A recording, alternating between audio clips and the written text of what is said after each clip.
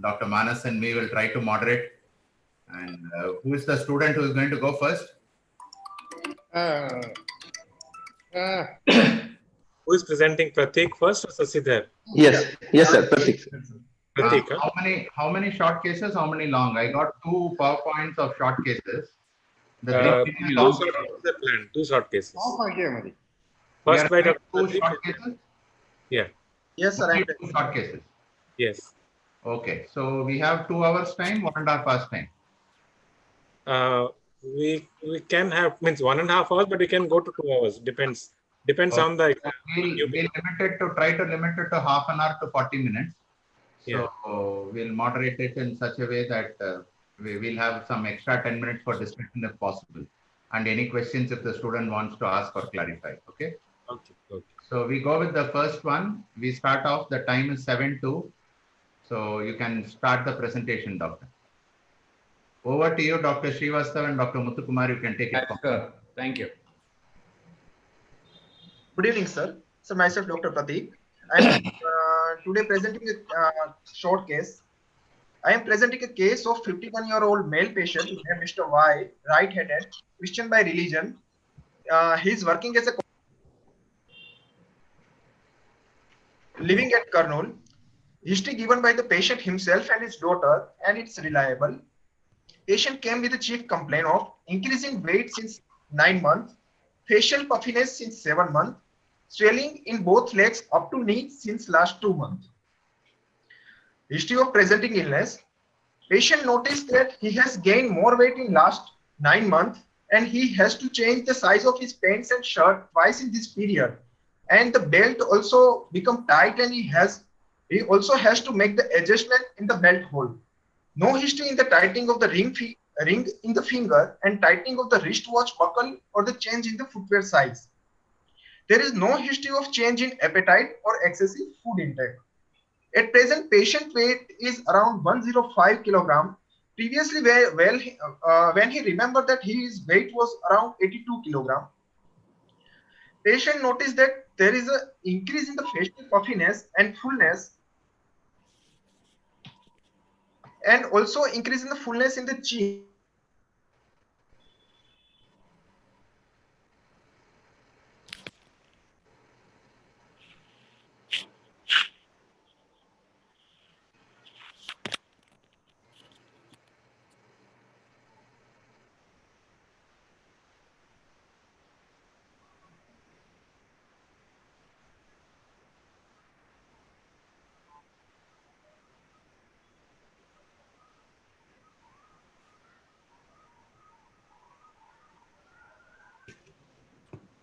Happened? Is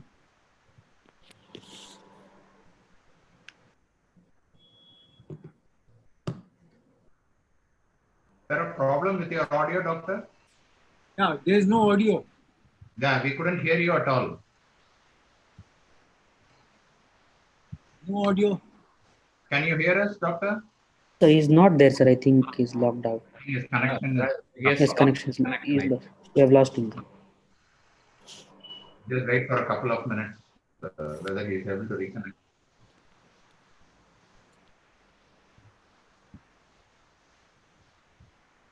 Dr. Muthukumar, how is Madurai? Is it safe from... It's actually, it is not as bad as Chennai, but thing is, we don't test, our people don't test. Testing in Madurai is very low. So they concentrate only in Chennai. So lesser mortals like us don't deserve to be tested according to our commander. We in Telangana are very similar. But we are back to normal electives. Are you doing electives normal? My hospital, other departments have started taking electives. I have not started electives. I am doing only emergencies and very limited OPDs. Very limited OPDs. Yeah, let's go back to the... Yeah, Dr. Pratik, are you back? Yeah. Are you able to hear us? Yes. Make it a slideshow, Dr. Patil. Okay, fine. Yes. Yeah, go ahead, Dr. Patil. Patient noticed that there is an increase in the facial puffiness and fullness, and there is an increase in the fullness in the chin, and face become round since 7 months. Patient also noticed that this changes while looking to the mirror and the family photograph. There is no change in the facial fullness in the day and night time, and remained same throughout the day. Patient has noticed that the purple striae over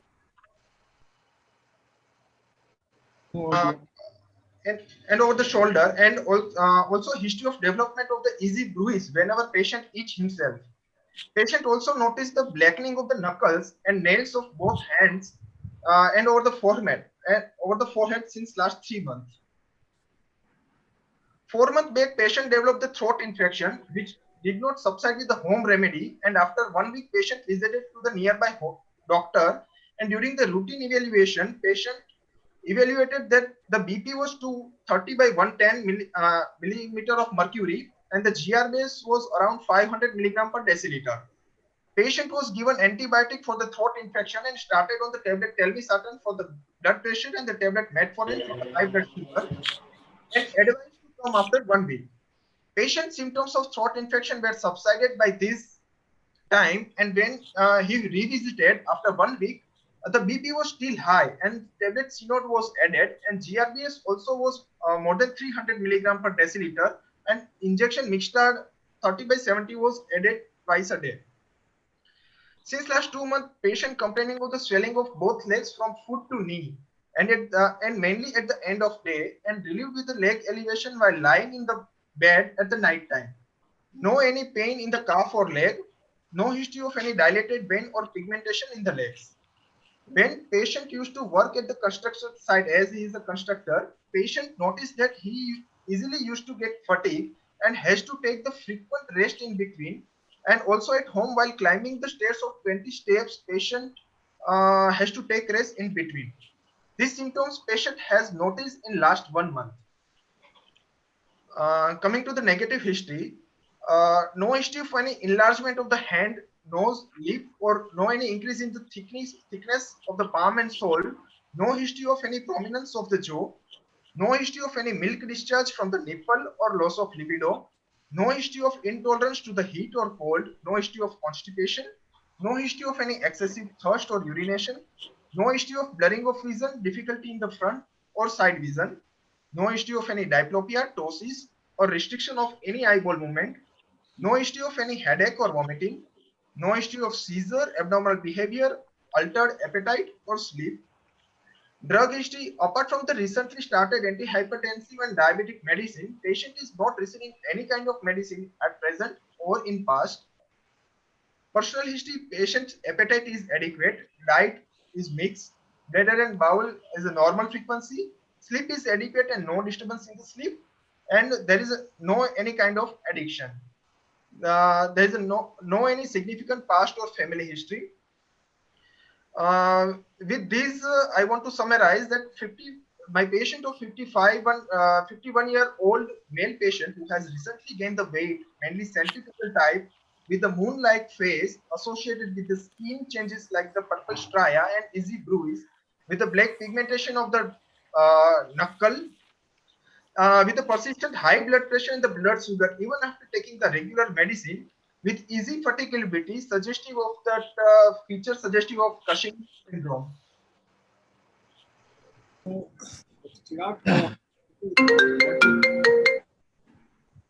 The first complaint was a certain increase in the weight. Yes, sir. PCT. So Yes. how it is physiological or pathological? Which is physiological or pathological obesity? Sir, these in last 9 months, patient has to change that his pants and shirt twice, and with normal adequate appetite. I think this weight gain is a pathological, sir. Because already he was 82. Yes, sir. 82 he was obese. Yes, sir. Came to 105. Yes, sir. He was already in obesity category. What was his BMI?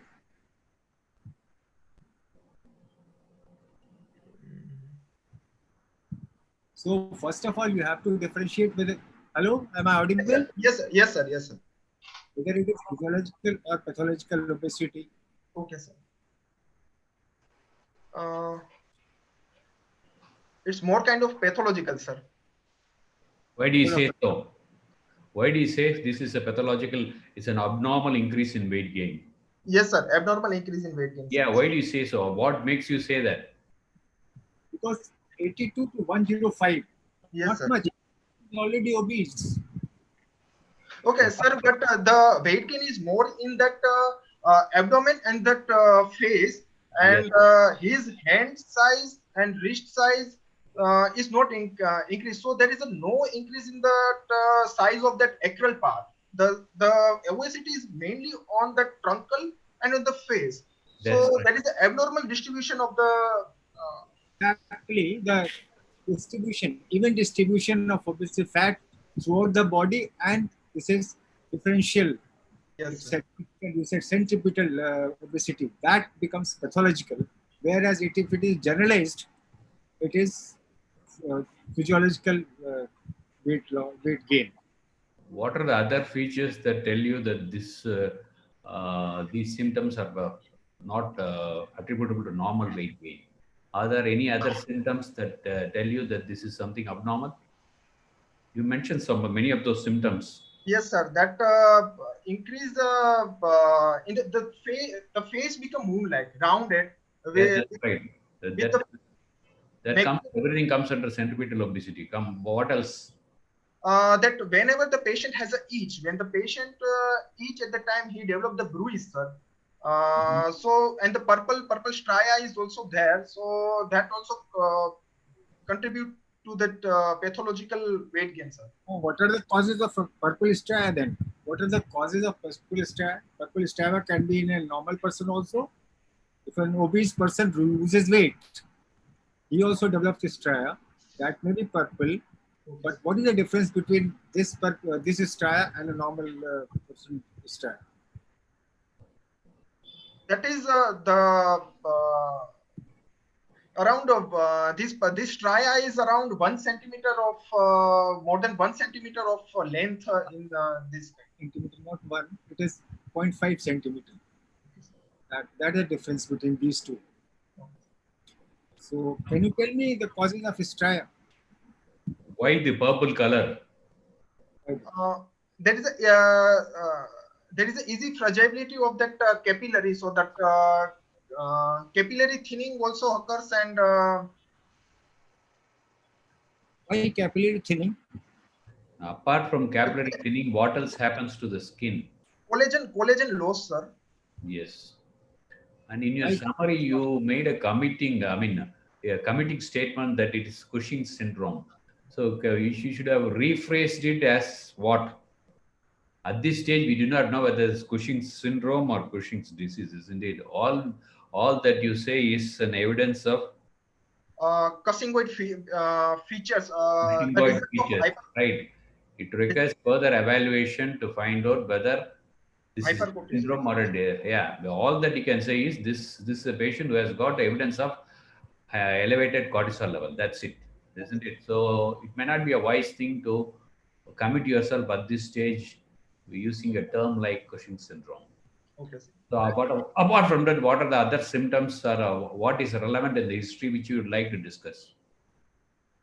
The patient has a pigmentation over the knuckle, and this forehead is also there. So this when the patient with this kind of the ACTH sometimes mimic like the MSH also, melanin stimulating hormones. So with the patient with the hypercortisolism and the ACTH also develop that pigmentation, black pigmentation, that is also in favor of ACTH secreting tumors. So why is this patient easily fatigable? Patient with that patient has a prolonged hypertension and uncontrolled hypertension. His BP is remain around 230 by 160. And in the later part, since last 2 months, he developed that edema also. So the patient developed the features of congestive cardiac failure, means that is congestive cardiac failure type of the thing. So in that later part, recently he developed due to uncontrolled hypertension.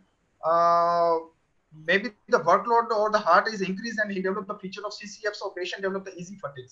But then, if it is CCF or some increased, if there's a cardiac issue, the patient did not give you any history of breathlessness, isn't it? All he said, why in his house when he climbed 20 stairs, he was easily fatigable, which he was able to do earlier.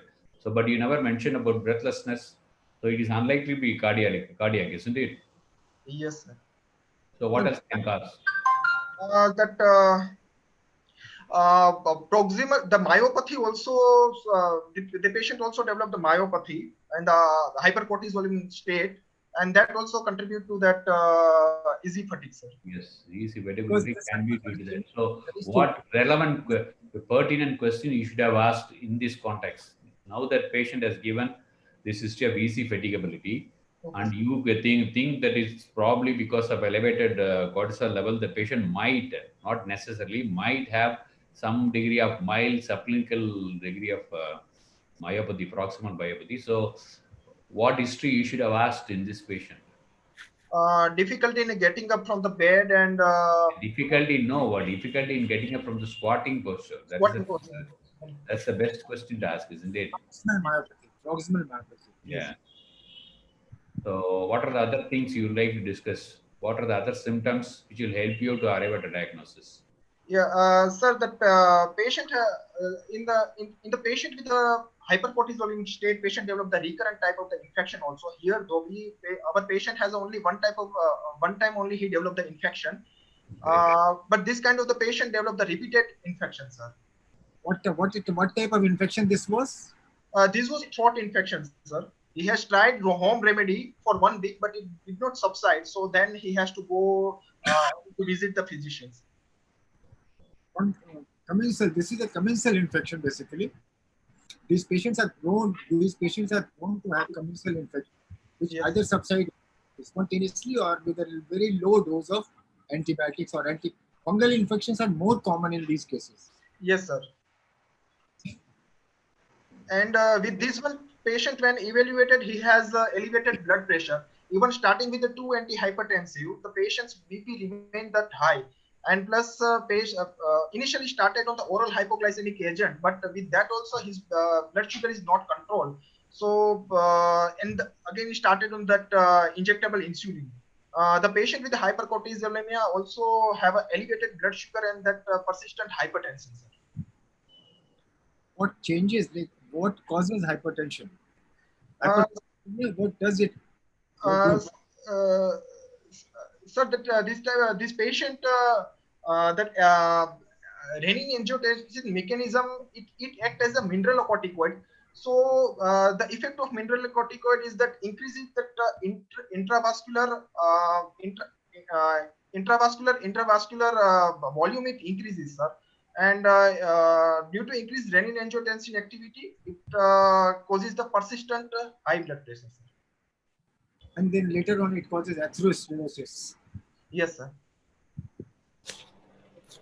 These patients are also known to have hyperlipidemia, isn't it? Yes, sir. So yes, sir. Because in this hypercortisolism, there is a partial insulin resistance, sir. And this type of the patient develop the gluconeogenesis and the glycolysis. So they develop the persistent high blood sugar and they develop the hyperlipidemia also. So you talked about certain pertinent negative history. Can you go back to that slide which gives us the negative history? Okay, fine. Now tell us why you asked each of these. You have asked some specific questions to this patient. Yes, sir. Why did you ask these questions? Yes, sir. By this time, I came to know that the tumor is the hormone secreting. It looks like so. First question I have there is an increase in the weight gain, sir. So I want to rule out that this is only a centripetal or that there is a generalized increase in the weight. By asking the first question, I have ruled out that enlargement. Only the centripetal obesity. By asking the first question, I have ruled out that acromegaly symptoms, sir. Okay. Second, by asking the first question, as told you, at least history-wise, there is no evidence of growth hormone hypersecretion. What does the second negative history? Sir, milk discharge from the nipple and the loss of libido is mostly in that prolactinoma, sir. So by asking that, I have ruled out the prolactinoma, sir. Actually, hypercortisolism elevated serum cortisol levels can also lead to loss Loss of of libido. children in infertility. Yes. So why did you ask about intolerance to heat and cold? To rule out that thyroid secreting pituitary tumor, sir. So what about excessive thirst and urination? Sir, that posterior pituitary symptoms, sir. And to rule out the DI, sir. Okay. Then what about the visual symptoms you asked? Initially, that 4 I have asked to rule out that other hormone secreting, and that later on I have asked to rule out that pituitary macroadenoma, sir. By asking blurring of vision, difficulty in the front and side vision, I have ruled out there is no pressure over the chiasma, sir. And the diplopia ptosis and the restriction of the any eyeball movement, so there is no extension to the cavernous sinus. And the headache and vomiting, there is that no mass effect, sir. And to asking that seizure, abnormal behavior, and altered appetite or sleep, I have asked there is no any superior extension, and there is no compression over the hypothalamus. Okay. This all you have asked with it because of seeing a cellular mass pituitary tumors. But Yes, sir. how like cholesteremia? What is the cause of cholesteremia, hypercholesteremia in your case? Is it ACTS dependent or ACTS independent? With the history, sir. Because hypercholesteremia can be because of a lot of regions. So you have specifically gone to the cellular masses and pituitary tumor.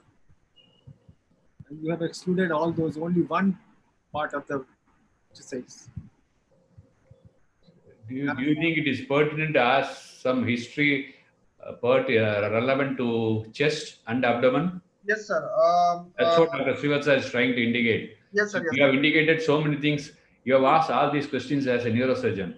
Yes, sir. But as an endocrinologist will ask many more questions. Yes, sir. I want to rule out that hemoptysis and all these things, squamous cell carcinoma of the lung. Sometimes it can causes the ectopic secretion of the ACTH, and then can increases the cortisol level, and that adrenal tumors, per abdomen. By doing the per abdomen exam, adrenal tumor, we can rule out the adrenal tumor. So Then many times this, even if these lesions are present, the history may be negative.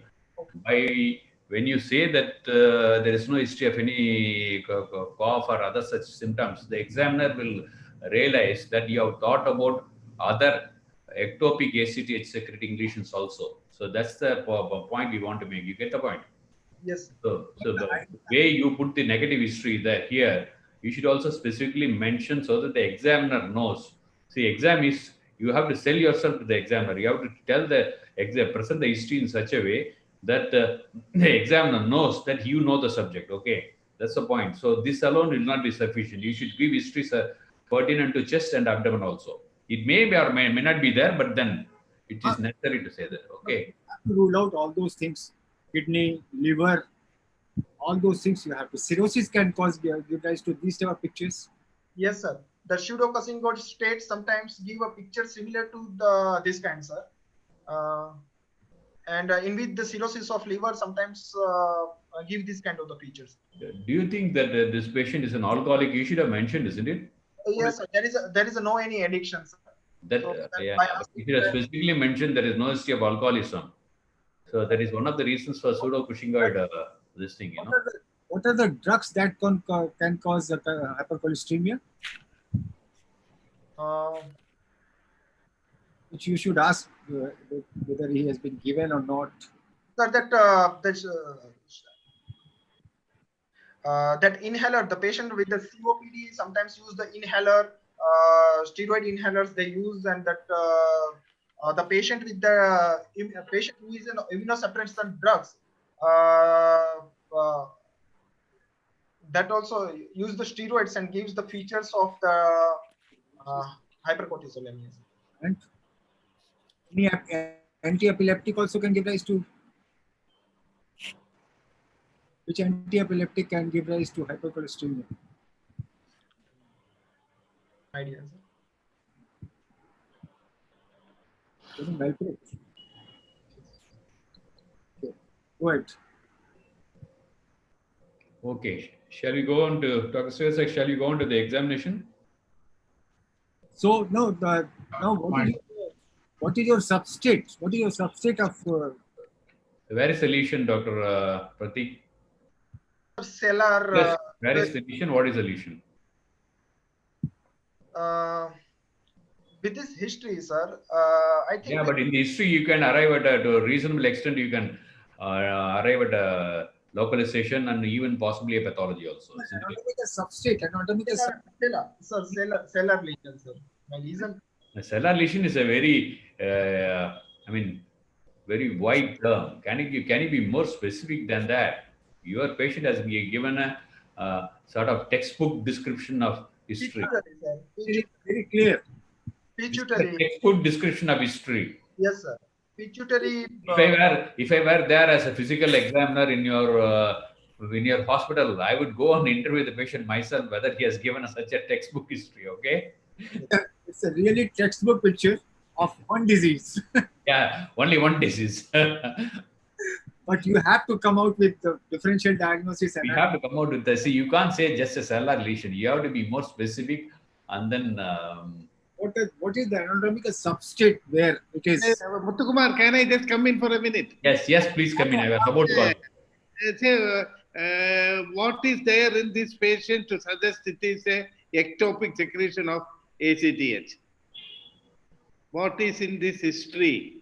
Or what else, what you will ask and find out to know whether it is a ectopic source. In this short history, say it's 7-8 months only, whole thing has happened. Understand? Very short history. Normally, Cushing's and all, it is, it will take some time for the whole thing to get manifest. Here, if your history is correct, it has come in 6 months' time.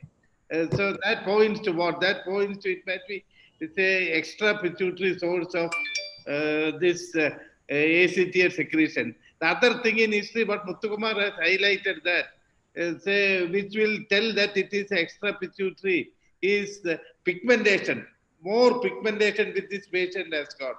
Extra pigmentation is a clue that it could be an extra pituitary. Other thing also Muthukumar told, it is myopathy.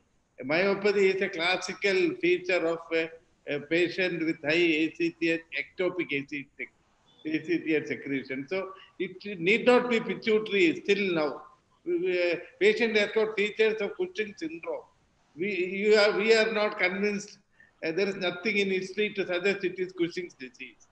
Understand? Nothing will still we are at Cushing's syndrome. We don't know what is the source of this ACTH secretion. All we can say at this stage is this patient has got symptoms referable to elevated cortisol level. That's it. Absolutely. We cannot localize at this level whether it is with this present history. We cannot localize whether it is central, that is referable to the hypothalamic pituitary axis or the peripheral. Okay. Or something, maybe even the adrenal or ectopic source. At this stage, it's not possible to say, for us to say. But short history is a big pointer for ectopic. This high pigmentation is a classical feature. Plus, if patient got severe proximal weakness, that is a very clue that it is coming from somewhere else. Okay, we'll proceed. I'll mute. Yeah. No, don't mute. We want you online. Okay, fine. Go on to the chat. Dr. Srivastava, can you move on to the... You want to ask something else, Dr. Srivastava? What is your working diagnosis? Yeah, working diagnosis. My working diagnosis is the feature hypercortisolemia, sir. At present, my is hypercortisolemia. Great. Followed by next.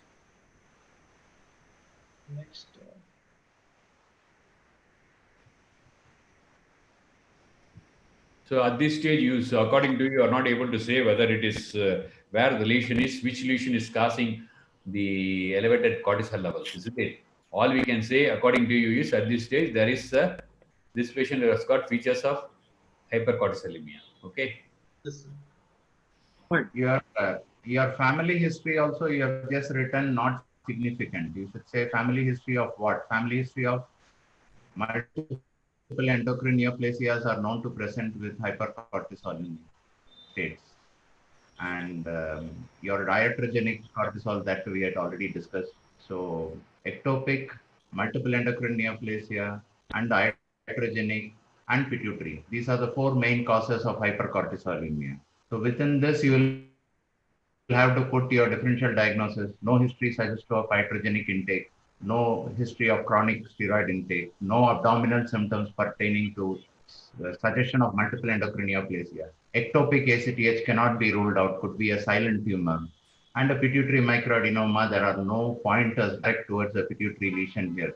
So you have a pituitary microadenoma versus a ectopic ACTH secreting tumor. I think you should summarize like this in the end of history and say between these two, we have to do only tests further to rule out. You cannot do it on clinical examination alone. I don't think yes. Have you completed the clinical examination or we are at history stage?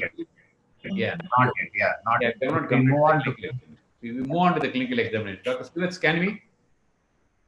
please proceed on to clinical examination, doctor. Please. The patient is patient-oriented, obeying, cooperative, and well-dressed. On general examination, facial puffiness, maxillary prominence, round face, no flushing or redness over the face, black pigmentation present over the forehead. Centripetal type of the obesity was present.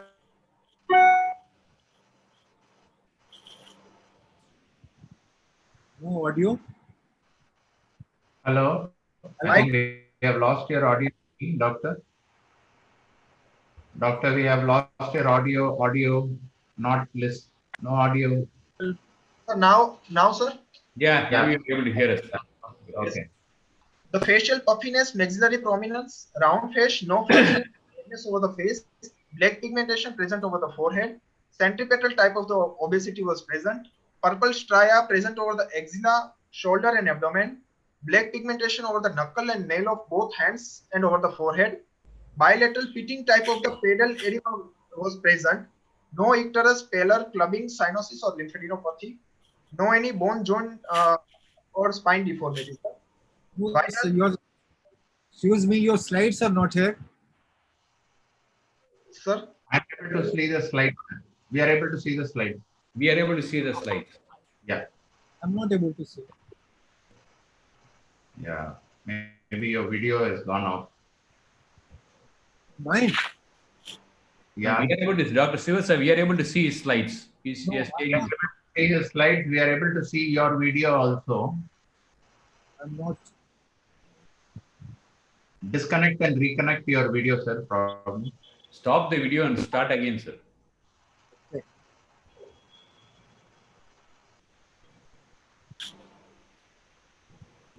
No slide.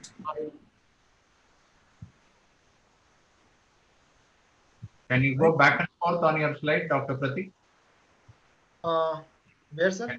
Yeah, we are seeing the slide. It's moving forward and backward. I'm not seeing at all. Is there a problem with me? Must be some technical issue at your side. Yeah. Are you seeing a green this thing on your share screen, sir? Is it showing green? No, nothing is coming now. It's a white thing, and I can see that in the panel. Dr. Muthukumar, Patil, do one thing, Dr. Srivastava, you log out and log in again. Yeah, just disconnect, leave the just log out, no, completely log out from Zoom and log in again.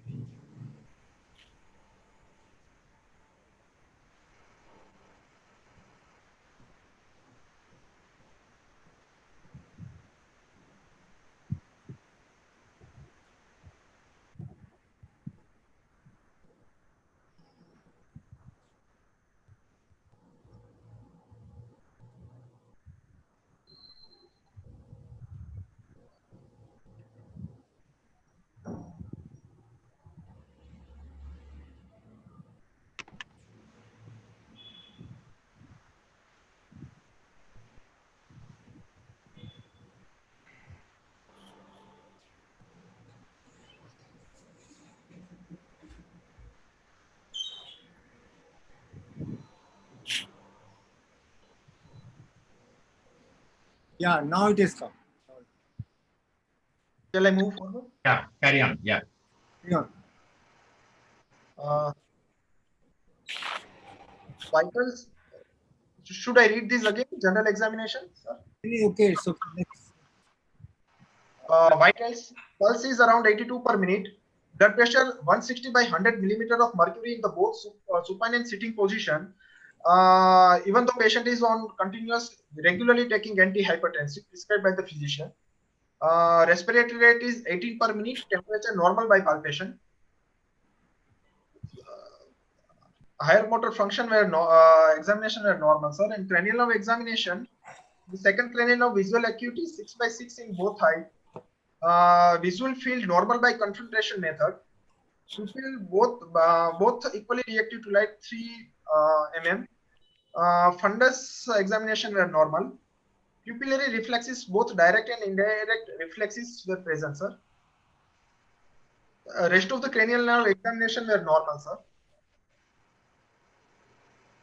On a motor examination, the nutrition and the tone of the both limb were normal, and the power in the whole limb, shoulder, elbow, wrist were normal. Hand grip also full, sir.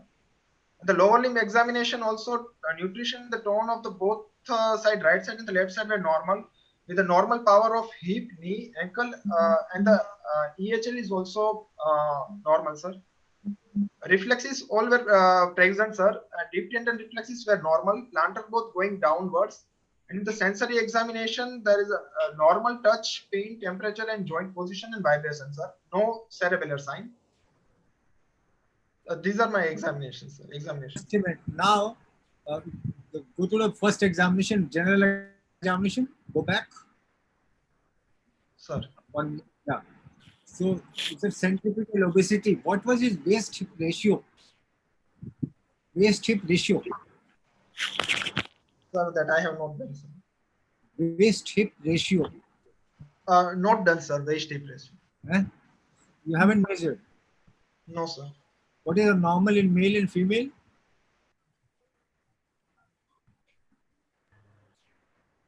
So you should measure to see this obesity. Waist hip ratio should be measured, and it is 0.8 in females and 0.9 is males. If it is more than 1, then it goes towards obesity, centripetal type. And what is the cause of this bad pigmentation? Yeah. No audio. What happened? Sir, I didn't get the question. He wants the question to be repeated, Dr. Srivastava. That issue you understood that? No, I can't listen. Here. Hello? Sir, I didn't get the question, sir. Which question? First one? No, that waist hip ratio, then after that when you ask. Yeah, then black pigmentation over knuckle and nail. So that ACTH is cross-reacting with the MSH, sir. So that melanin stimulating hormone, sir. So that gives that black pigmentation, sir. Melanin, sir. Anything to do with the glucocorticosteroid receptors, glucocorticoid receptors? Where are these glucocorticoid receptors situated?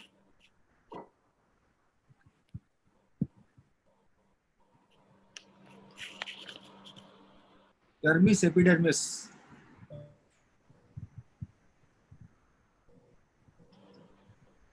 Huh? No, sir, no idea. It is situated in the dermis area. And the skin becomes thin. That's why you get black pigmentation. Okay, go ahead. Pitting edema. Pitting edema. Yes, sir. So, cause of pitting edema? Sir, I thought that at the later part he developed that symptom suggestive of that congestive cardiac failure, and due to that he is developing that pedal edema, sir. But in the evening you said it is relieved. While lying at the bed and raising the legs at the time, it resolves, sir. So what is the cause? That retention. You understand? Yes, sir. Retention, fluid retention. Fluid, Why? Why? That increases the renin angiotensin activity. It causes that increasing that intravascular interstitial fluid. So that Okay, go ahead. So from the history, I mean, from the physical examination which you have presented, it has not added anything to the history, isn't it? no, sir. I mean, whatever we learn from the history, that will certainly emphasize the importance of history taking in neurology, isn't it? So this physical examination has not in any way contributed to our diagnosis. Yes, sir. If you look at his back, doctor, did you examine his back? Yes, sir. I have examined, sir. What do you find in these patients in the back?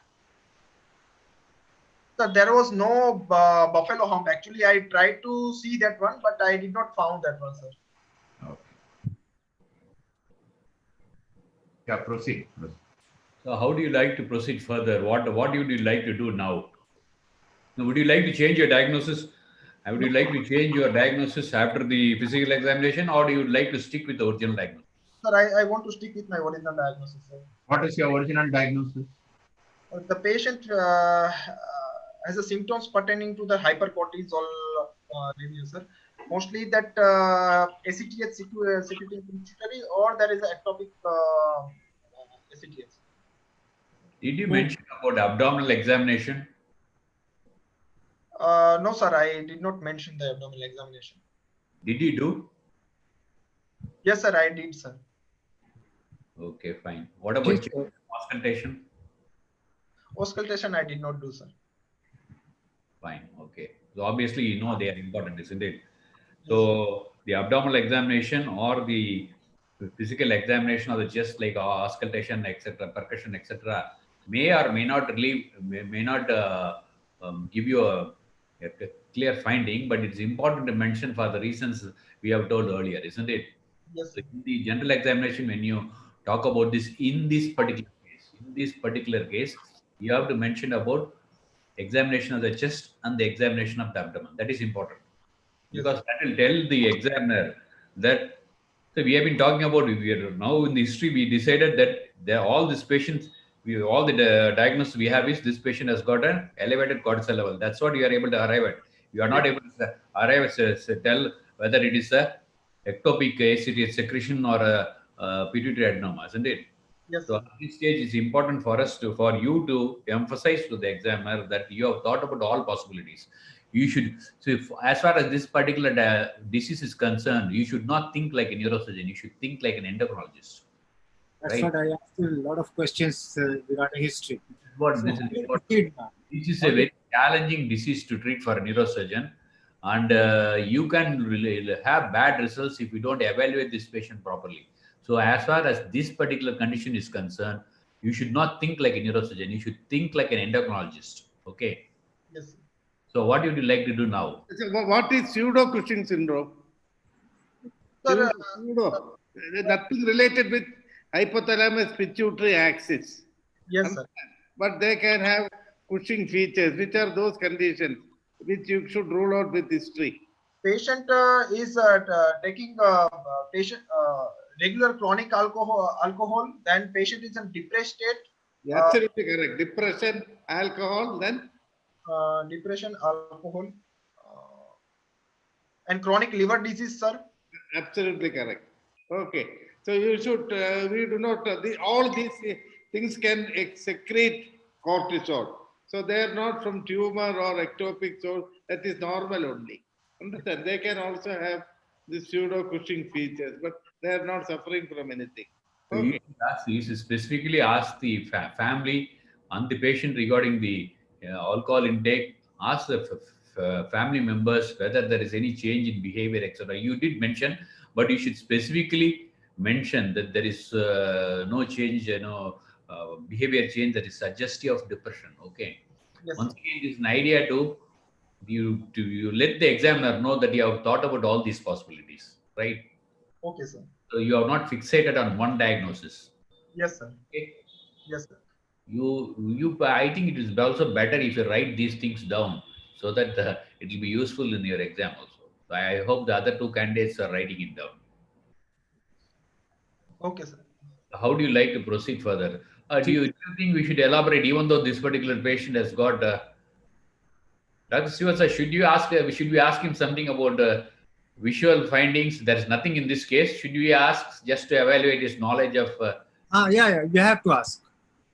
Ask him.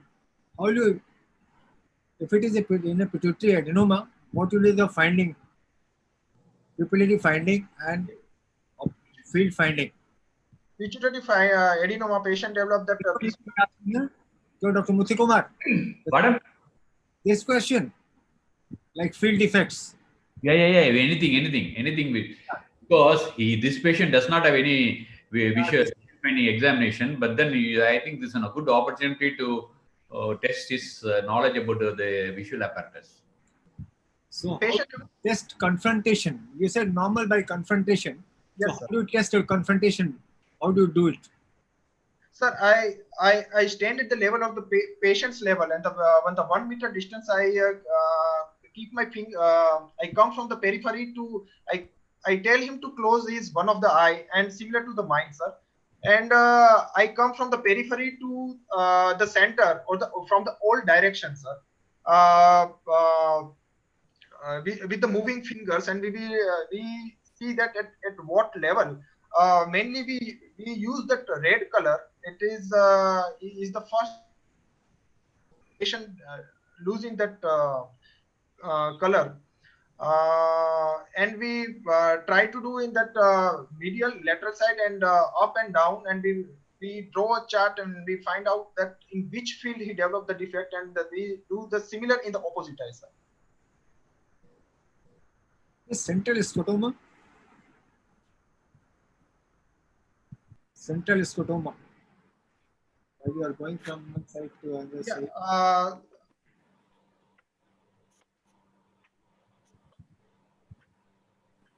That represent that the blind spot. So what is the finding in that? It may be large. Yes, sir. That. So what the patient will find? You will find in the patient find that there is a sudden disappearance of that object for some distance, and he again find that object, sir. Okay, what are the prerequisites of doing a confrontation? The patient vision should be more than 6/60, sir. Visual acuity should be more than 6/60 to do. What method did you use to test this patient's visual acuity? With that 1 to 2 mm, the pin with that red head. You have written as 6/6. Is it by Snellen's chart? Snellen's chart, sir, for visual acuity. So suppose there is a patient with pituitary edema. Let us take a theoretical situation. You have a patient with pituitary edema with say 6/36 or vision like that on both eyes. You do a transperennial surgery. Many times on the evening of surgery when you go, the patient will report an improve. You must have seen, isn't it? Patient will report an improvement in the vision. Yes, sir. You send the patient next day morning to the ophthalmologist. They will still say, this patient has got 6/36 only, even though the patient says, I am able to, my vision has improved. It is certainly not due to visual field movement, which will also occur. There might be a visual acuity. What is the? It is not absolutely as I don't think anybody is going to ask you in the exam, but as a practicing neurosurgeon at a later date, you might have to know this. I'm 100% certain no examiner is going to ask you this. Say, what is the difference in the vision for a fellow who has got optic nerve involvement, chiasm involvement, tract involvement? You understand my question? Yes, sir. If the optic nerve is involved, what problem they will get? This patient, if at all this patient is going to have some affection, it is from chiasm involvement. And also to extend it to what is the essential difference in all the three between optic nerve, chiasm, and optic tract. I am not interested in the field. Field everybody knows. Optic nerve patient. I want to know the acuity of vision. Acuity. Yeah. Uh, Say what I want to tell you. It's acuity is usually affected, usually in optic nerve lesion. Understand? Yes, Optic nerve. Mostly. It can also have varying degrees of altitudinal loss and all, but acuity is more important there. When it comes to chiasm, acuity will be retained because the heavy field will go. Whatever patient is seeing from that half, acuity will be really good. Till the patient is becoming, it is a big lesion which has eaten up all chiasm, then the acuity will go. Then optic nerve lesions will always affect color vision, understand? And it will also have this afferent pupillary defect, relative afferent RAPD. This color vision will be reasonably intact in both tract lesion and also in chiasm. chiasm lesion. Understand? Acuity will be reasonably okay till the end for both tract and chiasm. Understand? Yes, sir. Why should you know this, Pratik? Why should you know this? As a neurosurgeon, why should you know about visual acuity being affected, more affected in pre-chiasmatic lesion, whereas in chiasmatic and retrochiasmatic lesion, the visual acuity is reasonably preserved. And an optic, why should you know this? So suppose all this evaluation is done pre-op, a patient has got a visual system and your ophthalmologist gives you a report. So if a patient has this, what can you guess something that will be helpful? Surgical point of view. Surgical point of view. Now, what Muthukumar is asking, say this patient, pituitary tumor patient, suppose he has an acuity problem. Say what inference will you get?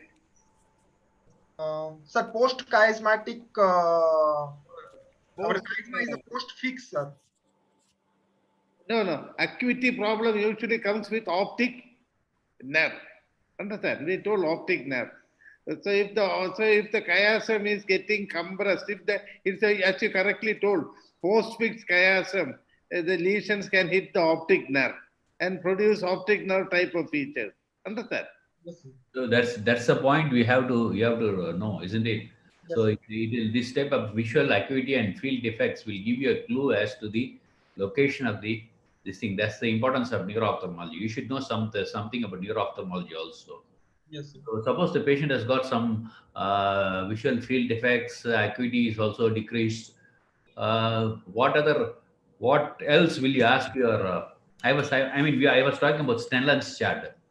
You remember the scenario which I told you? The patient says that his vision has improved. Ophthalmologist does the optometrist rather does a Snellen's chart and finds there is no improvement. Why?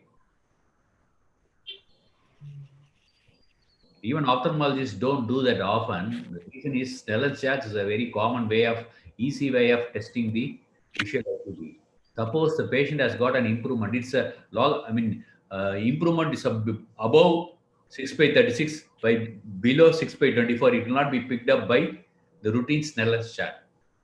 So what happens is there's another technique known as logmar charting, which ophthalmologists generally don't do because it's a very cumbersome procedure. So that will pick up all these subtle improvements. So you should know that, just out of interest you can know that it's known as logmar charting. Okay.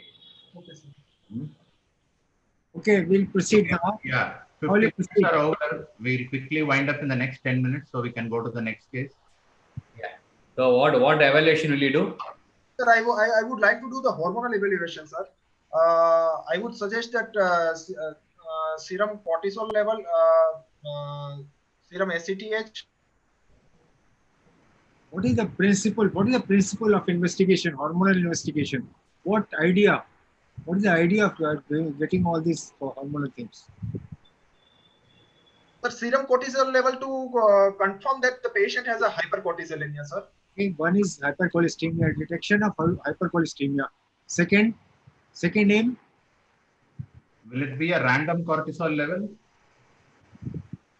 At what time will you take? 8 a.m., sir. Unless you say 8 a.m., you won't get any marks, doctor. You have to say early morning 8 a.m. cortisol level. Early morning 8 a.m., sir. Yeah. Yes, sir. Other investigation for hypercholesteremia. What are the 3 steps in evaluation of a patient for 3 steps in the hormonal evaluation of patient with elevated cortisol level? Yes, sir.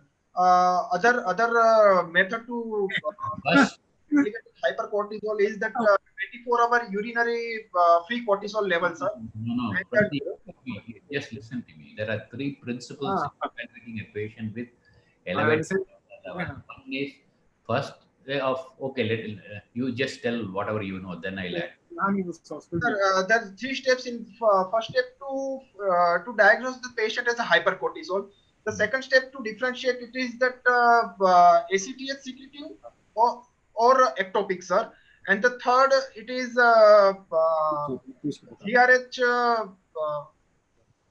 10 minute okay ठीक 10 minute दोगे time Is it GRH secreting or? No, I don't think so. Just think for a minute and answer. First step is to find out whether the patient has got elevated cortisol level. Second step is to find out whether it's ACTH dependent or ACTH independent. Third step is to differentiate it from ACTH from ACTH of pituitary organ from ectopic ACTH. Okay. Yes. So let's go step by step. How are you first going to establish that this patient has got elevated cortisol level? Yeah, that early morning at 8 a.m. that serum cortisol levels. The second thing, the urinary free cortisol level, 24-hour collection urine, and that late night salivary cortisol levels, sir. By late night, what do you mean by late night? For me, 11 p.m. 11 p.m. to 11 p.m. Because at that time that secretion of the cortisol is low, sir. Okay. So 11 p.m. cortisol level. So so both this salivary cortisol and 24-hour urinary free cortisol, you wanted to do it as, practically it is difficult, but ideally, what is the ideal situation? You want to do it as a single test or you want to do it in 2-3 times? 2 times, sir, I want to do. 2 times. Why? Correct. At least 2 times. Why? Your answer is correct, but I want to know why. You should understand the scientific basis behind whatever investigation you are ordering, isn't it? Just ordering test anybody can do.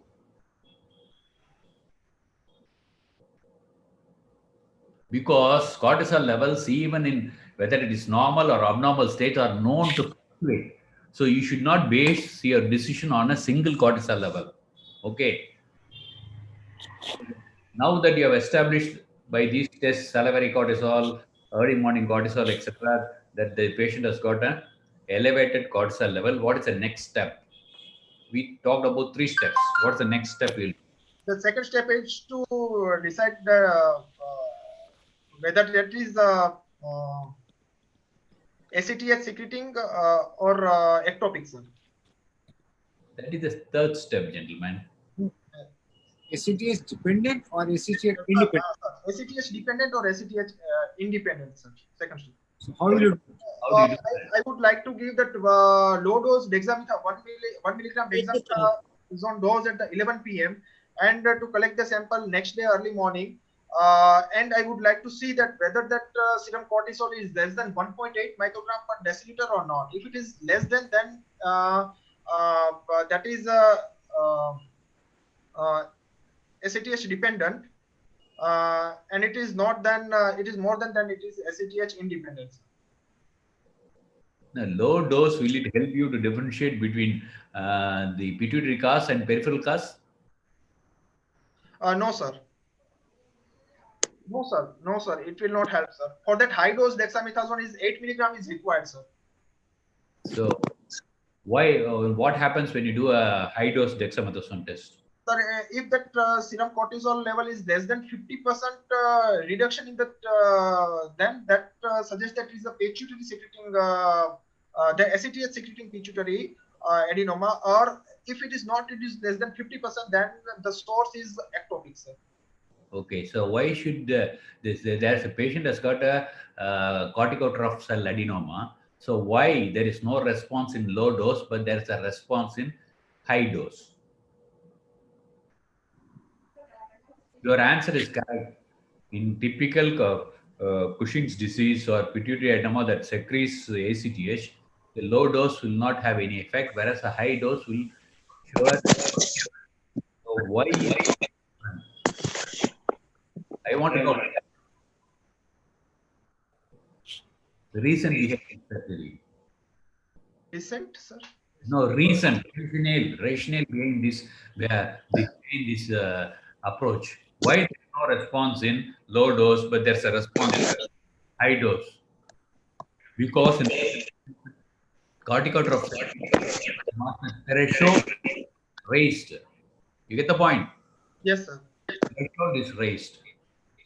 So now how do you now go on to differentiate between a corticotroph cell adenoma and the ACTH secreting?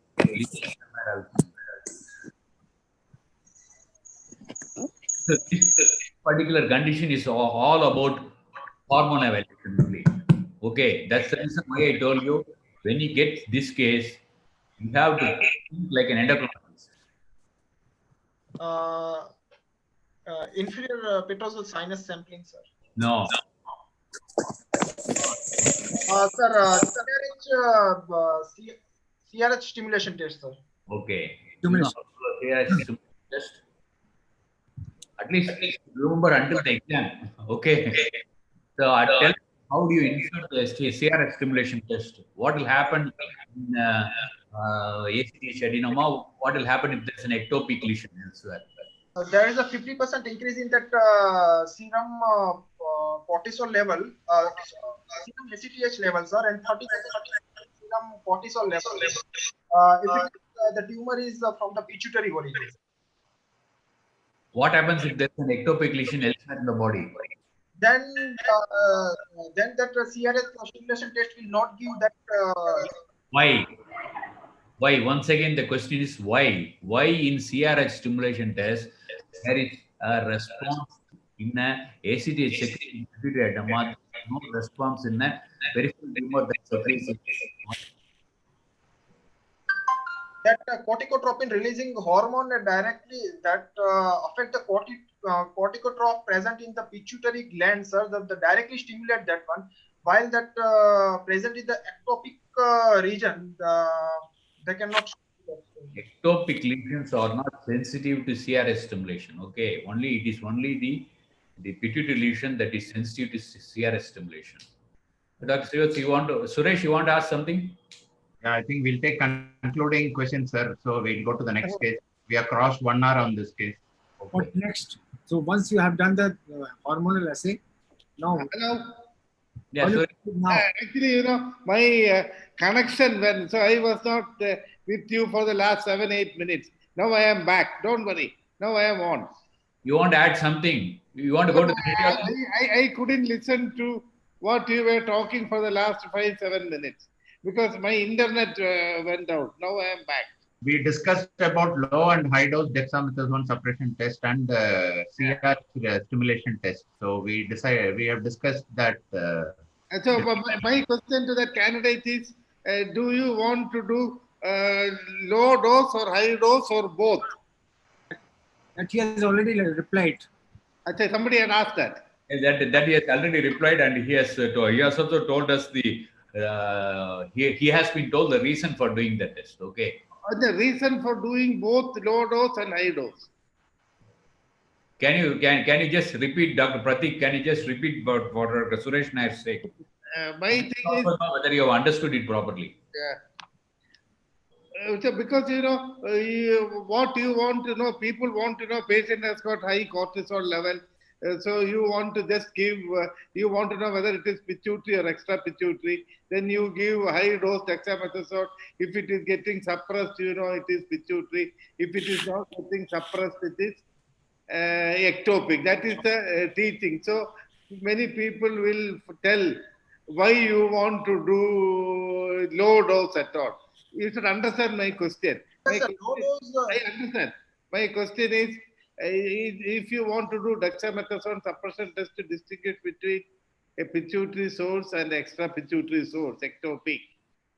Say you just give only high dose. If it is getting suppressed, it is pituitary.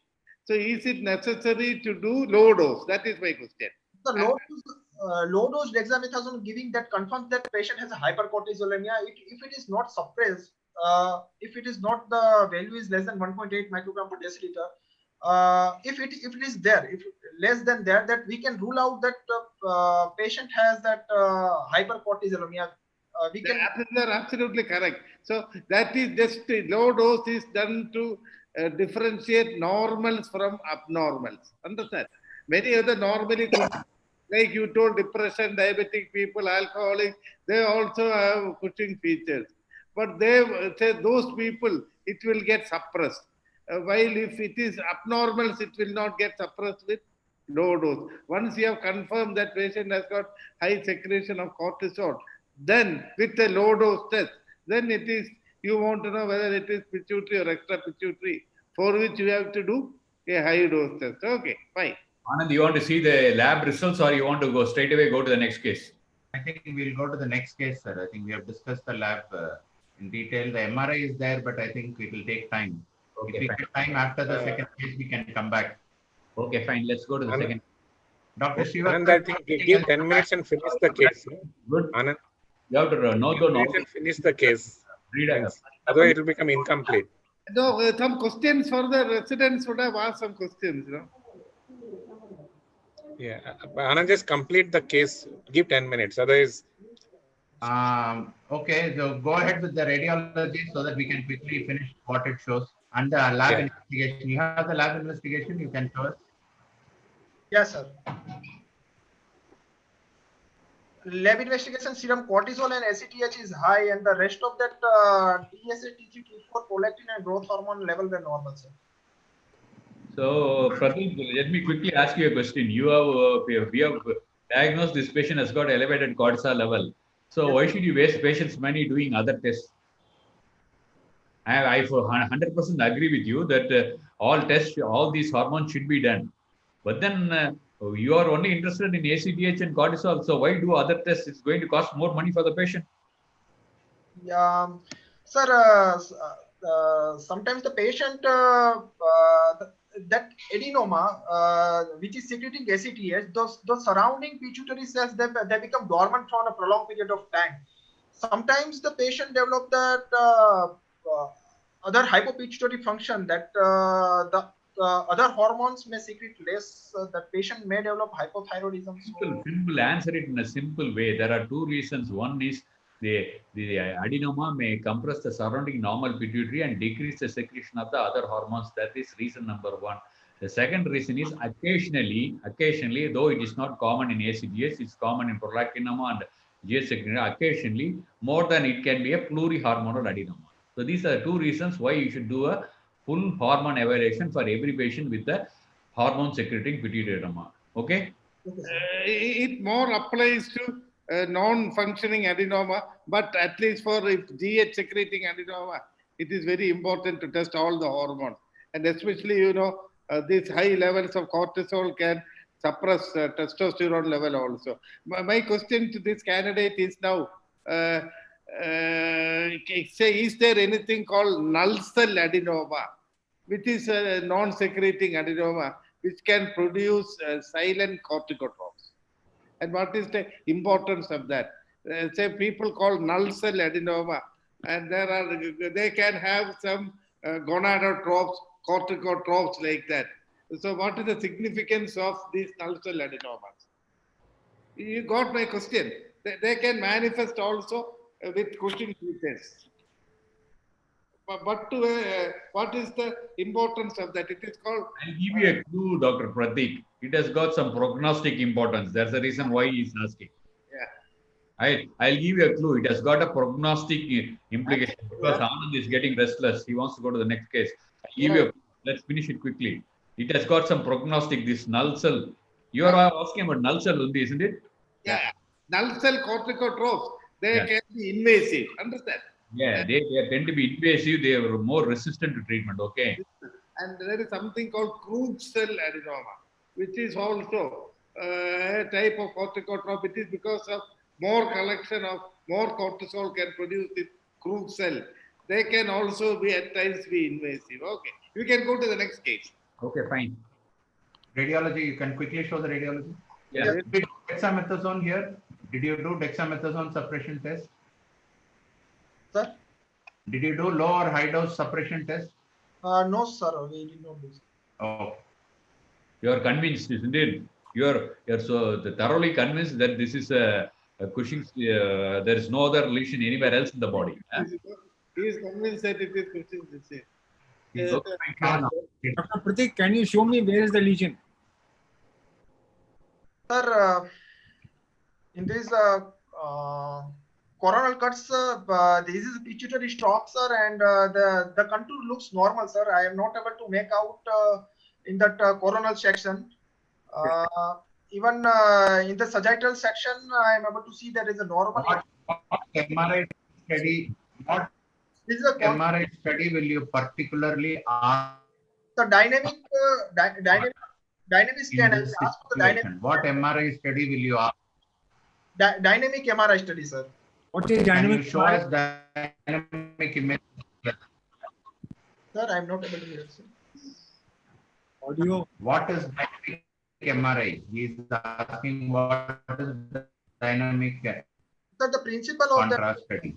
The principle is that the tumor retains the more contrast. So if we give the contrast, that the initially that pituitary gland and the tumor both uptake the contrast. But as the time progresses, that the gland wash out the contrast, but the tumor retains the contrast. So in that dynamic contrast scan, we can make out the difference between that pituitary gland and the tumor after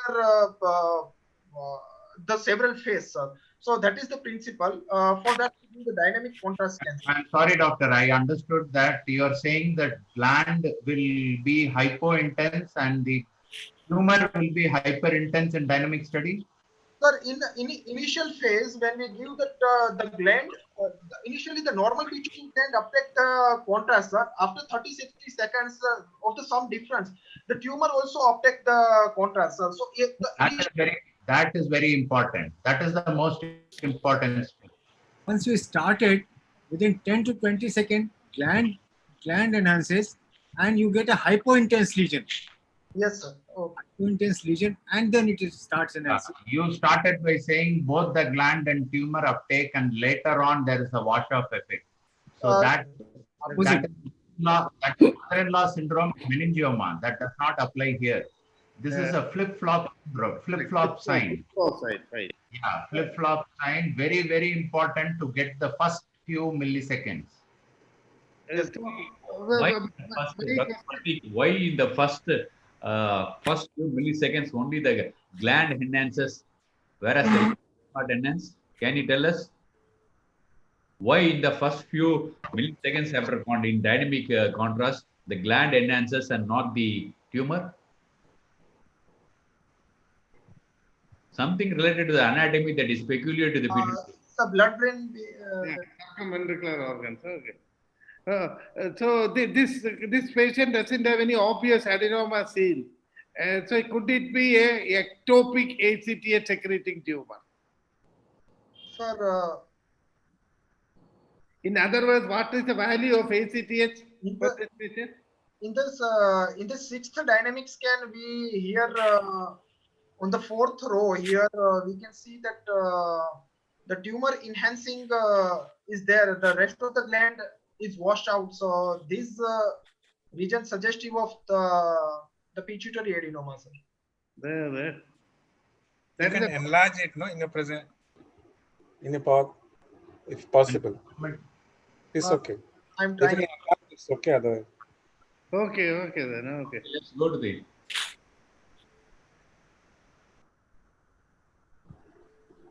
Sir, not able to. Yeah, that's okay. But next time onwards, you take an enlarged picture when you make a presentation. You have to show us some representative slides only. Don't show us the entire thing. You should have all the slides, but show us the representative slides only, okay? So had it been totally normal, what you would have done next? Then I want to do the USG abdomen and the CT chest and abdomen to look. No, but with this, what else can you do to see whether still patient has got not all corticotropic adenomas has Anand was telling it will be seen. Many are very small. Still, they can have ACTF secreting adenoma in the You pituitary. mentioned, Petrosa sinus you were sampling. talking something about that when I stopped you, isn't it?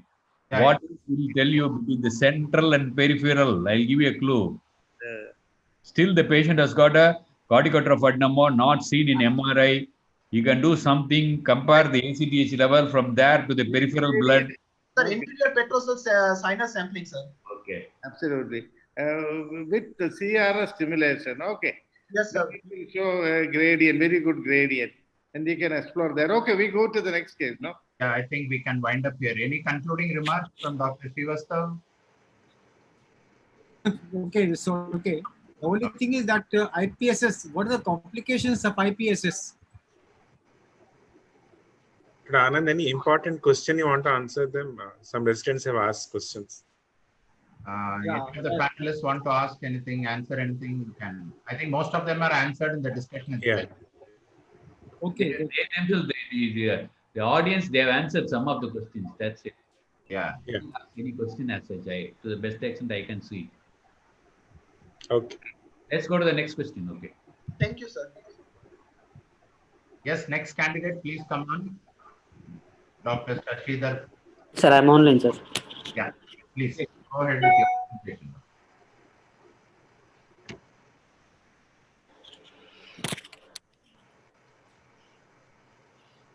Good evening, everybody. My presentation, short case presentation. I'm Dr. Shashidhar from Apollo Hospital, Chennai. My patient is a 36-year-old lady, Mrs. K, known hypothyroid, police constable by profession. She is from Andaman. History provided by herself and supported by husband and seems to be reliable.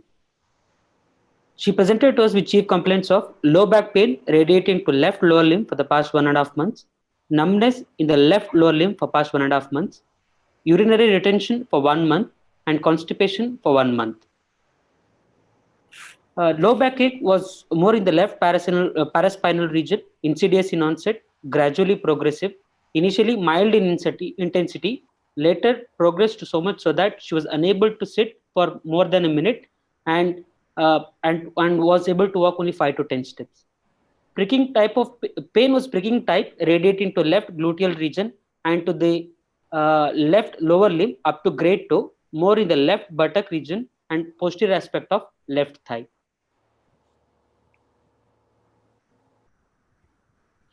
Pain aggravates on sitting, walking, and gets relieved on lying down position. History of decrease in pain on bending to right side and stooping forwards is present.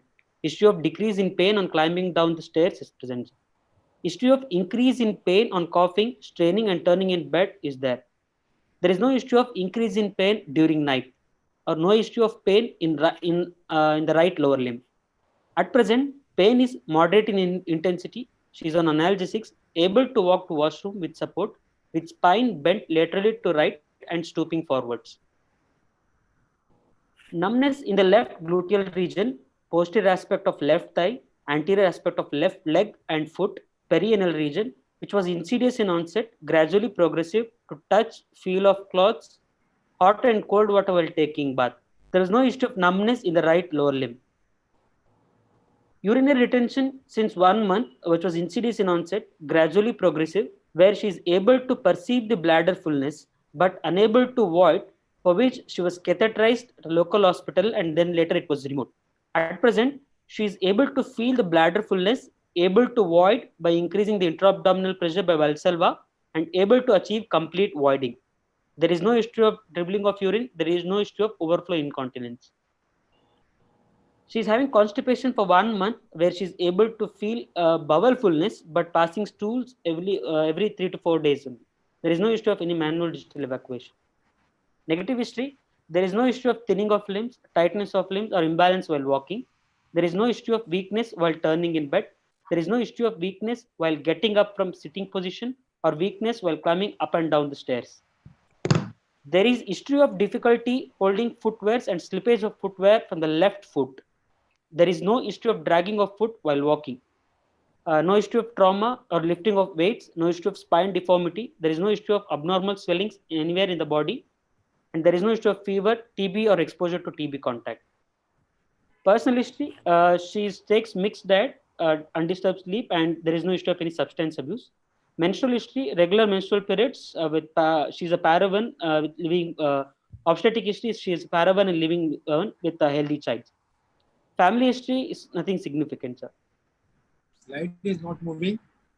Yes, sir. On summary, summarizing the history, my patient is 36-year-old lady, known hypothyroid, presented with 1.5 months history of progressive neurological complaints in the form of radicular pain involving low back, predominantly left side, radiating to left lower limb, along with perianal sensory loss and numbness in the left gluteal and left lower limb, with element type of bladder presentation, sir, suggesting involvement of left nerve roots below L5, sir. L5S1 roots along with cauda sir. Can you analyze the symptoms? This patient essentially presented with. Can you go back to the first slide? Slide. Yes, sir.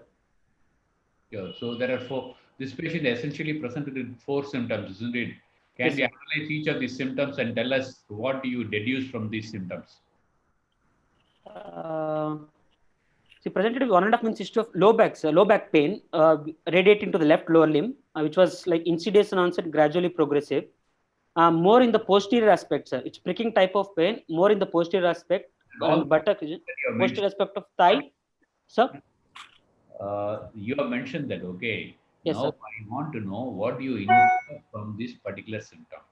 Which structure is involved? Why is it? Mostly it's a radicular pain, sir, mostly involving the nerve roots, sir. Why do you say it is radicular pain?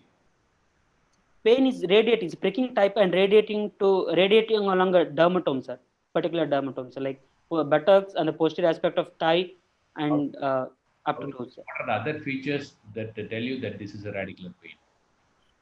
You did say some of these features in the history. You said there are certain factors that precipitated or aggravated the pain, certain maneuvers that relieved the pain. Those are all important. Yes, sir. She was. You have to tell us that. Pain decreased when she's turning to the right side, sir. When the spine, when she bends to the lateral right side and stooping forwards. And also relieve when she's lying down. Yes, sir. It's relieving on lying down position, sir. Why do you think so? Why it relieved? It is relieved. Because intradiscal pressure in lying down position is less, sir. You assume this is a disc. Intradiscal pressure. Anything else? You have already assumed that this is a disc, going to be discussed, isn't it? He has assumed it is a disc prolapse. Yeah, you have assumed that this is a disc prolapse. Why can't it be a myofascial pain? It can be a mechanical back pain. How will you differentiate it from a radicular pain? Sir, on movements, pain will be there, sir, and there will be local pain, sir. We are still in history. Yes, sir. We know that much of what we can arrive at the history itself. The last case showed us that history, for good history, will if you take a good history, then there will be very little to add in the physical examination. So your history is good. It does give us a lot of information. I want you to just elaborate on how you infer these symptoms. What do you infer from these symptoms? How do you deduce? So mechanical pain more will be on movement, sir. Only when spine bending or when she's turning on the bed, pain will be there. But radicular pain will be radiating on a particular dermatome. Yeah, correct. Sitting, standing, everything will produce, change in position will produce mechanical pain. But what will happen to that pain when they lie supine? When they lie supine, that pain will get relieved. Understand? That is the mechanical pain. Now tell me about myofascial pain. Many people, all of us have pain everywhere, arising from muscle, everywhere, facial, fascia, everything. So how will you differentiate that pain from radicular pain? Now these pains, they cross dermatomes. Understand? Yes, sir. Not in a dermatomal pattern. They cross dermatomal, myotomal area. And they are not relieved with rest. And they have trigger points. you should ask, if you press here, you get pain, which usually won't be there for the other types of pain. Understand? Yes, sir. Okay, I analyze. Okay. What are the other features of radicular pain? You have mentioned some of these features you have mentioned. I just want you to Pain. routinely, you should not repeat it in a parrot-like fashion. You have written in the history. You have written in the history. You have written in the history. Pain increases on coughing, sir. Taken Straining. history, but context problem. Pain increases on coughing and straining, sir. That is Valsalva maneuver, Valsalva like maneuvering pain is why? Agreed. Yes, sir.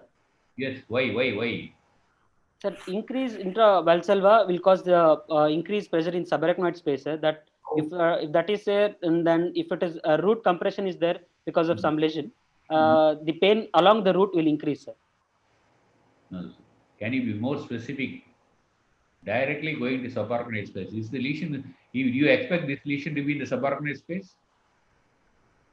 How does the pressure increase in the subarachnoid space?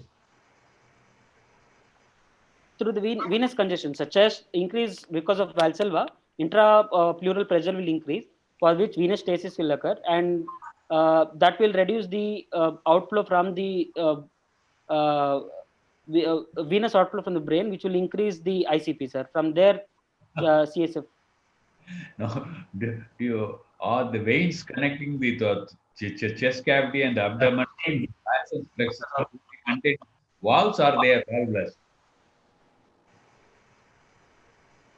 You have a lot of veins even inside the spinal canal, so the venous pressure there also can increase, right? Yes, sir. That is connected to the venous system in the chest and abdomen, and these do not have valves. So whenever there's an increase in intrathoracic and intra-abdominal pressure, this pressure gets transmitted to the increase in the Bacillus plexus, that leads to an increase in the pressure. Okay. Okay, sir. So, and you specifically mentioned this patient has got a pain on the left side. Am I right? Yes, sir. And you have specifically mentioned this patient is able to relieve the pain by bending to the right side. Yes, sir. That's a significant finding. So, as a surgeon, you will be very much interested to know whether this particular finding is the relevant finding, a relevant history, I think. Why do you think he has got decreased pain on bending to right and stooping forward? So that suggests of again disc pathology compressing the nerve roots, sir. If at all, if disc on bending to the opposite side, the nerve root or the get relieved, sir, of pressure. So that's why pain reduces. This can have pain more while bending to the same side or to the opposite side. So bending to one side does not indicate it is disc. That depends upon whether the size, location of the, yes, sir. Location where on the shoulder. If it is on the shoulder of the nerve root, sir, it relieves while bending the opposite side. If it is in the axilla, compressing on the axilla region, to the same side it will get relieved, sir, and bend. Why did you just stress on pain is less while stooping forwards and also decrease on climbing the stairs? What inference you are getting there? Sir, in radicular pains, if stooping forward will decrease the pain, sir. In neurological claudication, sir. Is it so? Why? What happens to the diameter of the spinal canal during flexion and extension? Increase flexion canal diameter. Yes, sir. Spinal canal diameter during flexion will increase, sir.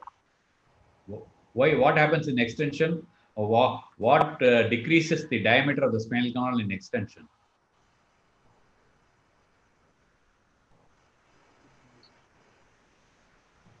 See, every normal individual, this happens in every normal individual, even those who do not have any pathological entity, isn't it? Yes. But in a patient who has got some underlying pathological entity there, this gets aggravated. So just let us know why this happens. The distraction of the facetal joints, sir.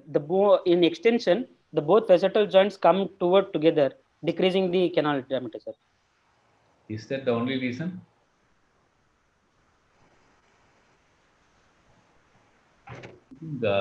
Even though Manas told us that we should give all answers, I think some of the answers you have. Are there in the chat? You see in the chat, I think your friends are answering. You can get clues from there. They are answering the chat box, sir. Yeah, in the chat box. Open the chat box, the answers are coming. He probably is not the chat answer. That's right. So let's go to the next. Proceed. Dr. Srivastava, you want to, Dr. Srivastava? I want to ask you about your bladder symptom. You said something about bladder and you said it is element bladder. Why do you say it is element bladder? But because she's having urinary retention, sir, where but sensation, bladder fullness is there, and she's able to void an increasing Valsalva, sir. So is that a property of element bladder? Yes, sir. Urinary retention with a normal sensation is suggest of element bladder symptoms, sir. Then what is element bladder? In UMN bladder, frequency will be increased, sir. And hello, sir. Yeah. Go ahead. Frequency will be urinary frequency will be increased, and so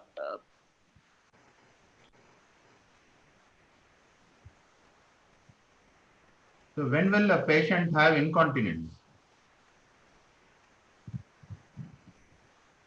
In both you can have, sir, but in this year, if at all it will be overflow incontinence here, sir, in this thing, in element type of bladder. Overflow incontinence is a sign of element bladder?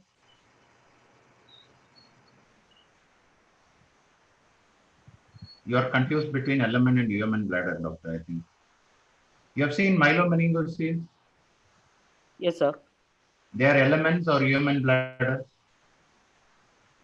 Human, sir. Doctor, I think you'll have to be little thinking before you answer. If you see a lumbosacral myelomeningocele, they are element bladder or human bladder? Element, sir. Element. Do you find them coming with urinary retention and frequency and overflow incontinence? They come with dribbling of urine, isn't it? Yes, sir. That is element or human involvement? Dribbling is element involvement, sir.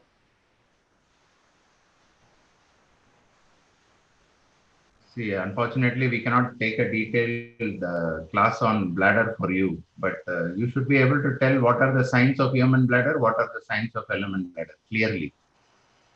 And moreover, when you tell the history regarding the bladder, you have to be very specific. You have to start from the afferent limb. You have to say that this patient is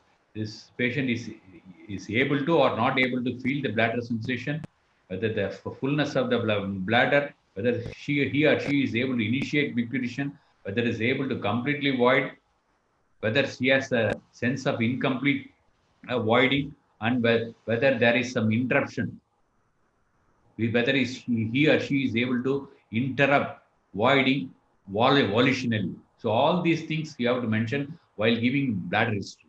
Then only the examiner will know that you have thought about the various types of bladder and asked relevant questions. Okay? Yes, sir.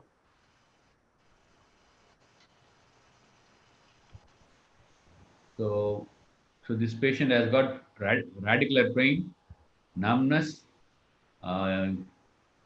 urinary incontinence, urinary retention plus constipation. So what do you reduce? By history, sir, she's having radicular pain in the predominantly in the left side, sir, which is radiating the left lower limb, more in the posterior aspect. Shashidhar, don't repeat the history. Tell us your inference. Sir, probably a lesion which is causing compression of left side the L5 and S1 roots along with cauda equina, sir. Why cauda what equina? cauda equina? What is cauda equina here? What is cauda equina? Yeah. Sir, she's having numbness in the areas of. No, man, what you have told, left Yes, L5, S1 roots and Yes, cauda sir. equina. What do you mean by cauda equina? Sir, it is a bunch of nerves which is coming from the lumbar and from the this the conus medullaris, sir. The nerve roots below from there is in the subarachnoid space. It is there. It's Correctly, you present. tell me what all roots constitute cauda equina. L5, S1 roots, they are part of cauda equina or something else. They are part of. Yeah. Go ahead, please. Go ahead. They are part of cauda equina, sir. Why have you written like this, man? You could have written involvement of cauda equina only. Why have you written L5, S1 and cauda equina? That shows that you have no clear understanding about cauda equina. You understand? Written in years, you think L5S1 is not a part of cauda equina, isn't it? You get the point, Shashidhar? Yes, sir. I got it, sir. I got it. These things, these type of gross things, mistakes you should not commit in exam. That will be your death sentence only. Understand? Okay. Tell me hallmarks of cauda equina involvement. When do you suspect cauda equina involvement? What clinical features in history will tell you I'm suspecting a cauda equina syndrome? It's incidence onset, more unilateral, sir. Timing of onset does not tell you localization, doctor. It tells you regarding pathology. So you need only on history. If this is involved, I'll think of cauda equina. Tell us one symptom or symptom which can clinch that this is cauda equina, not conus. Pain, sir. No, something that is clinching. So let us take I am not referring a group of symptoms. Let's say a group of symptoms. I'll give you a clue whether it is symmetrical or asymmetrical. Asymmetrical, sir. Asymmetrical, sir. The asymmetrical means bilateral. Huh? Asymmetrical is more suggestive of cauda equina, sir. So it will be unilateral or bilateral? Unilateral, sir. How can it be unilateral and it can be cauda equina, doctor? Sir, if the lesion is more distal, patient can present with unilateral symptoms, sir. That can only be if it is involving multiple roots on one side or plexus involvement.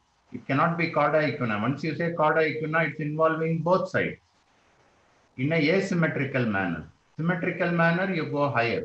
If it is asymmetrical involving both sides, then you can say cauda equina involvement.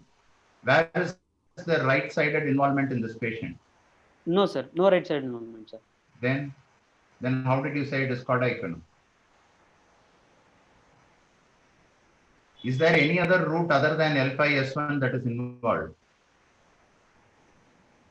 No, sir. No, sir.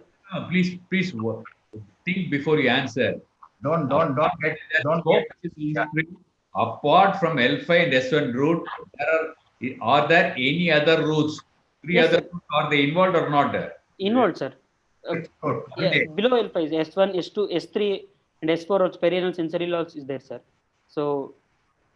No, you answer Anand's question. So yes, can you still escape from whatever you have told? There is involvement of both sides. When for anybody to have bladder involvement, they have to have bilateral involvement. Understand? Unilaterally, it will not produce bladder involvement. So that you should tell. I am telling cauda equina because of patient has got bladder involvement. Understand? From cauda equina. That way you can escape still. I am not very sure. Okay. To get bilateral involvement producing bladder, your lesion has to be further low down without producing any other symptom on the opposite side. Correct? Yes, sir. If your highest level is at L5S1 and it is also producing bladder, then you should also have some involvement of L5S1, S2 even on the right side. Yes, sir. If you have isolated lesion at S3, 4, 5 and that is producing bladder, then that is no problem. You should be very clear about the anatomy there. And unilateral cannot produce bladder. Once bladder is involved, it has to be bilateral. Why do you say it is not conus? So this patient has got this patient, according to you, has got bladder involvement, bowel involvement, has got at least saddle, not the typical saddle anesthesia, perianal anesthesia on one side. So why not conus? The conus Conus because it's still conus and epiconus. still it is conus will be more symmetrical, sir, and acute presentation will be more acute. Conus will be more symmetrical. It's both involving on the right side also, sir. Not involving bilateral symptoms, sir. What are the segments that go to form the conus? Classical sacral root, sacral segment, sir. No. That means you have to mention the numbers specifically, because there are some textbooks which differentiate between conus and epiconus, which is the classical teaching differentiate between conus and epiconus. So as per that's what Dr. Suresh was just mentioning about epiconus also, because that's the classical teaching. So S1 to S5, sir. Huh? No, but you have to go and read, man. Go and read before coming for exam. L4, L5, S1, S2, they are epiconus. Beyond that is conus. Go and read, man. These fundamental things. So purely epiconus medullaris region, it is not affecting up to S2 segment of the cord. Understand? You will not have any motor involvement of the lower limbs in a conus lesion. Classical conus lesion. Yeah, classical conus lesion. If there is motor involvement also, then it has to be involving epiconus. Absolutely. Or involving the cauda. Yeah, correct. You get the point? Yes, sir. Yes, sir. Yes, sir. S2, S3, S4 alone are involved, then there's going to be a double incontinence and saddle anesthesia. If it is going to extend higher above to involve the L5 also, then the patient will have some deficit pertaining to motor weakness, isn't it? Otherwise, there won't be any weakness. You get the point? Yes, sir. So this is a classical exam case, and this is a case where you cannot afford to make any mistake. This is a case where you cannot afford to make any mistakes. Okay? Yes, sir. So, examination finding. General physical examination. Patient is examined in supine position, lying down comfortably. Is moderately built and nourished lady. Blood pressure was 130/70 mmHg and heart rate was 76 beats per minute. Head-to-toe examination. There was no evidence of any skin patches or swelling anywhere in the body. Pallor, icterus, cyanosis, clubbing, lymphadenopathy, edema were absent. Cardiovascular system and respiratory system examinations were unremarkable. Per abdomen examination, soft, non-tender, and bladder was not palpable.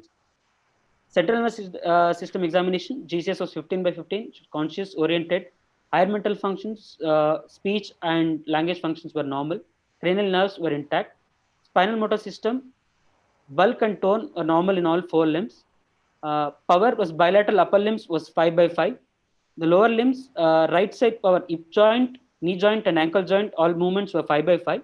On the left side, hip joint movements were could not be assessed because she was in pain. The knee joint, both flexion and extension was 4+/5. Ankle joint, dorsiflexion was 4/5. Plantar flexion was 4-/5. Inversion and eversion was 4/5. And EHL was 4-/5 on the left side.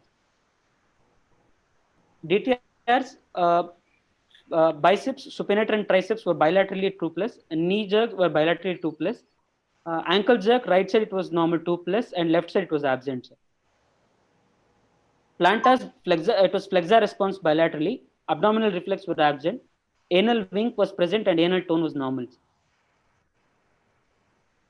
Sensory system, dictation, touch, pain, pressure, and temperature sensation by 30 to 40% along left L5 and S1 dermatomes, and decreased sensation to touch by 80% in the perianal region, much less on the left side compared to the right side. Joint position and vibration sensations were normal. No spine deformity but tenderness.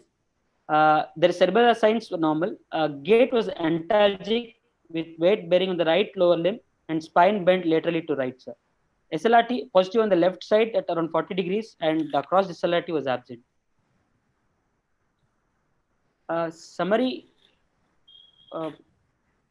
My examination findings were corroborating with history, anatomically localizing the lesion at L5 S1 levels, compressing the left L5 and S1 root, left side cauda causing autonomic dysfunction also. Can you go back to the previous slide? See, this spine belt to the lateral to the right side is a layman talking. What term will you use for this? This patient has got a what? Spine bent to the right side is like a layman talking. You are a neurosurgeon. You cannot afford to say that. You should be more specific. Somebody has put something in the chat box, but apart from that, that also is a rather informal term. Yeah, that's right. What is that? What is lateral bending of the spine called, doctor? Scoliosis, sir. Yeah. This patient has got a sciatic pain and there is a scoliosis. So some people refer to as sciatic scoliosis. And you talked about the SLR being positive on the left side. Yes, What sir. happens to the pain on the left lower limb when you ask the patient to lift the right lower limb? You have to specifically mention in this particular case. So you have mentioned this SLR is positive on the left side, 40 degrees. Yes, sir. Typically, whether it is present or not, you have to say when the patient lifts the right lower limb, the pain in the left lower limb, does it get aggravated or not? Does it have a significance or not? What is it called? Cross distal, sir. What is what is the significance of that? Then the day if the pathology more central, so like disc it is the disc problem is there, it is more central disc, it suggests a more central disc, sir. More diagnostic, it's more diagnostic. So is your sensory examination, are you happy, doctor? You said radiculopathy. Does your sensory examination fit into radiculopathy? Or do you have any odd features in the sensory?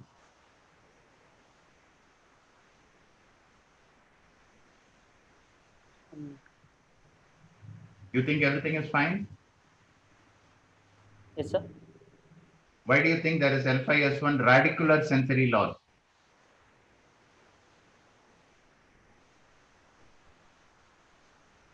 Does joint position and vibration sense being normal fit in with radicular sensory loss?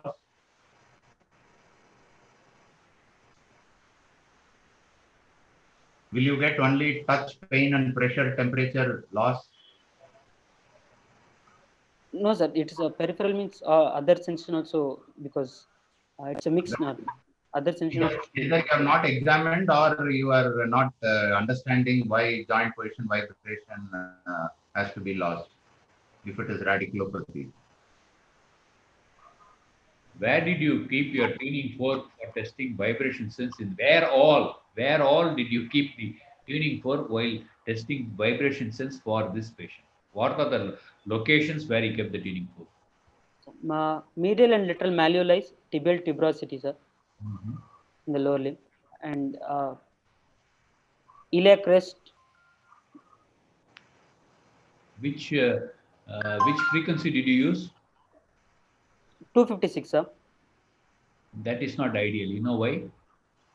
What is an ideal for? What is ideal for vibration sense? See, 128, 256, and 512. You have to use 128 for a particular thing, 512 for a particular thing. So most people have a compromise and use 256. That's not ideal. At least in exam, you are not supposed to do that. Okay. Okay, sir. Why? No, tell me why. Why? No, unless you understand. See, this is the last case also. I told you that unless you understand the logic or the rationale or the scientific basis of what you are doing, you will not be able to be a consummate neurosurgeon. Right? Yes, sir. Why 128 is preferable rather than 256 or 512? So amplitude will be less in the higher frequencies, sir. So patient will not be able to perceive it properly. No, it has something to do with the decay time. See, vibration sense is basically a repetitive tactile stimuli. You know depolarization, repolarization. Have you read about depolarization, repolarization? No. So if you use a 128, the interval between the stimuli will be sufficient for the patient to perceive, because repolarization will complete before the next stimulus occurs. If you use something like a 512 or 256, the perception will be less even in a normal individual. You just try it on yourself, because the next stimulus will come in before the nerve fiber is completely repolarized. Get the point? Yes, sir. You have to read something about Guyton also. So all that physiology which you have read in Guyton, Ganong, whatever you are reading, that is important because of this particular thing. So vibration sense is basically a repetitive tactile stimulation, and you should use only 128. For heaven's sake, don't say 256 in exam. Some examiners will take it very seriously. Okay. Okay, sir. And you are sure in this patient there is no spinal tenderness? No, sir. Your sphincter examination is complete. Do you think it is fitting in with your localization? Go to the next slide. No, the previous slide. Previous one slide before. Sphincter, where you have mentioned about sphincter. There is some discrepancy between what you have told so far and what is seen here. Yeah.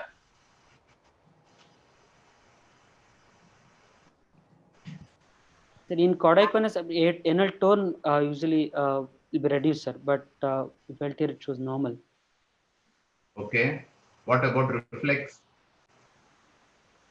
Did you test for the anal wink on both sides? According to you, sensation was 80% decreased on the left perianal region more than the right. Yes, and sir. Then anal wink is present. No, but if I remember, correct me if I am wrong, doctor. Is there a saddle anesthesia in this patient with predominant sensor loss on the left side, or is there no sensor loss on the left side? Left side is there, sir. Predominant, both side it is there. Saddle anesthesia is there. Predominantly on the left side, sir. Predominantly on the left side. Yes, sir. You think this with this scenario, a patient with incontinence, constipation, saddle anesthesia, you expect anal wing to be present?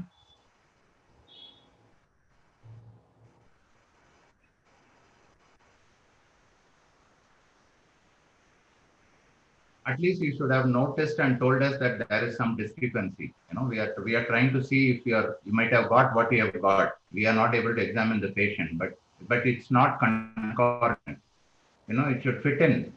Neurophysiology, neuroanatomy, and neurological examination is not like general surgery. This is absolutely mathematical. What you have not got in history, you cannot get in examination. What you have not got in examination, you won't find in radiology.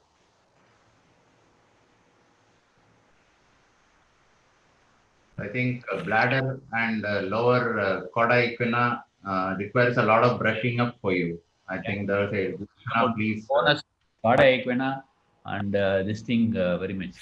So, can I ask Mr. Patil? Yes, sir.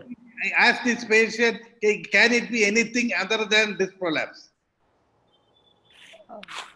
Yes, sir. That's the only thing you have written one absent angle there. Rest everything is virtually okay for this patient. And you have told that patient has got severe buttock pain. So will it give you a clue for another differential diagnosis? What is piriformis syndrome? Piriformis muscle, where it arises and where it gets inserted and what it can do, man.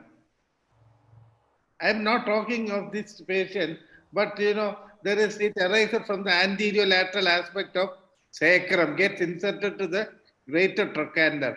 So what it does is the sciatic nerve goes underneath that and it can crush the sciatic nerve and produce typical sciatic pain, which will mimic a disc prolapse. But there won't be backache, understand? Yes, sir. Backache from back comes to thigh to leg is usually a disc. Here buttock and back pain, everything will come. No, buttock and back of thigh, everything it can mimic a disc prolapse.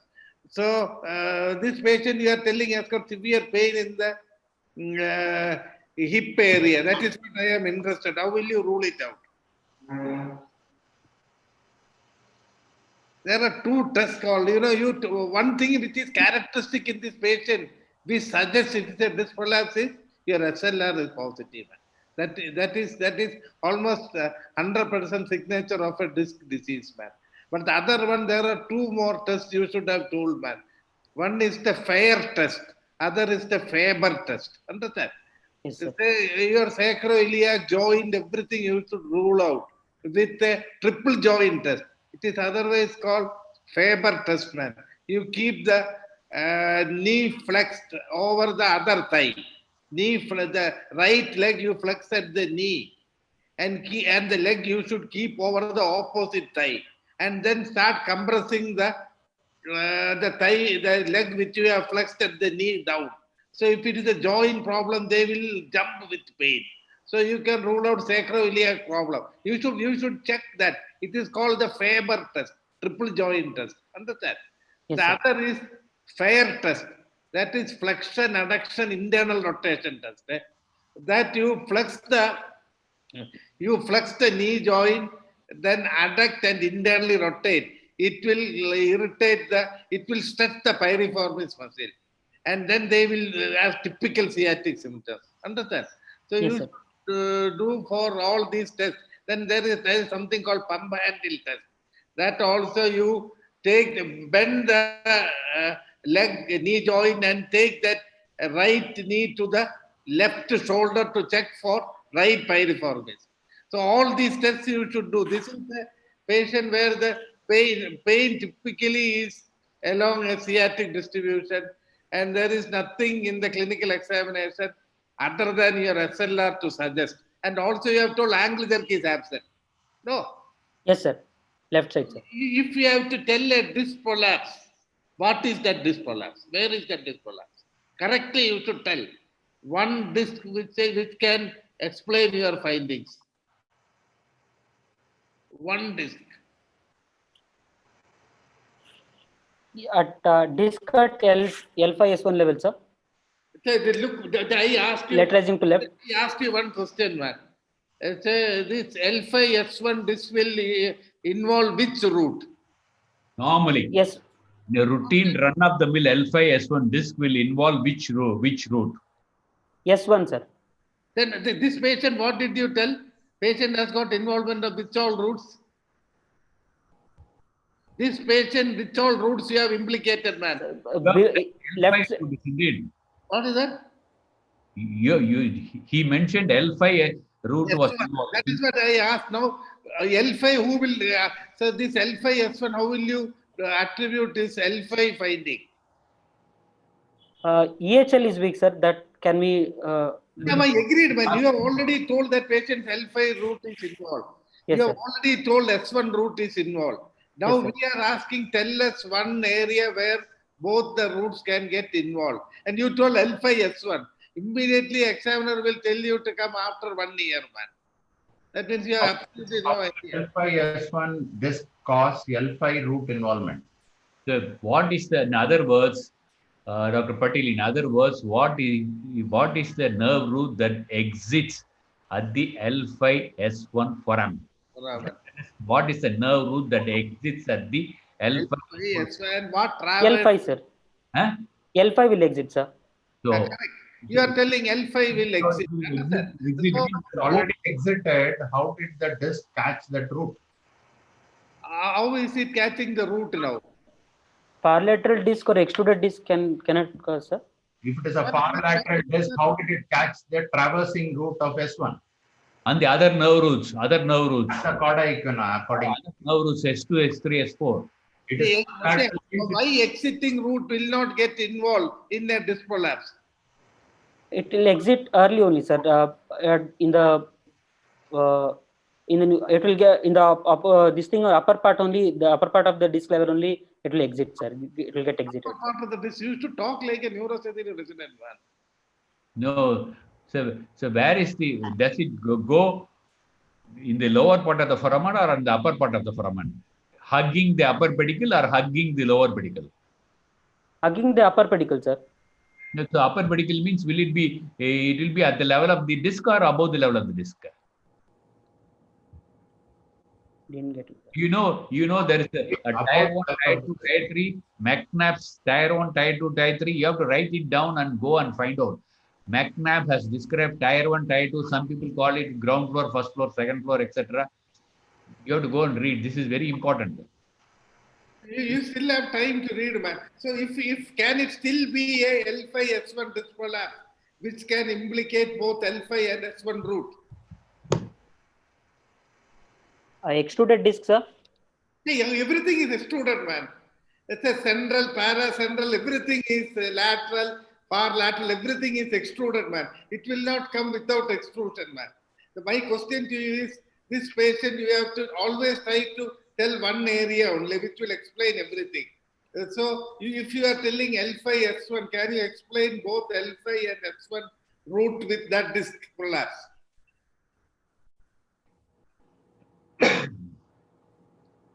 It has to catch two different root, two different anatomical locations. One is intraspinal, the other root is extraspinal. It is canalicular.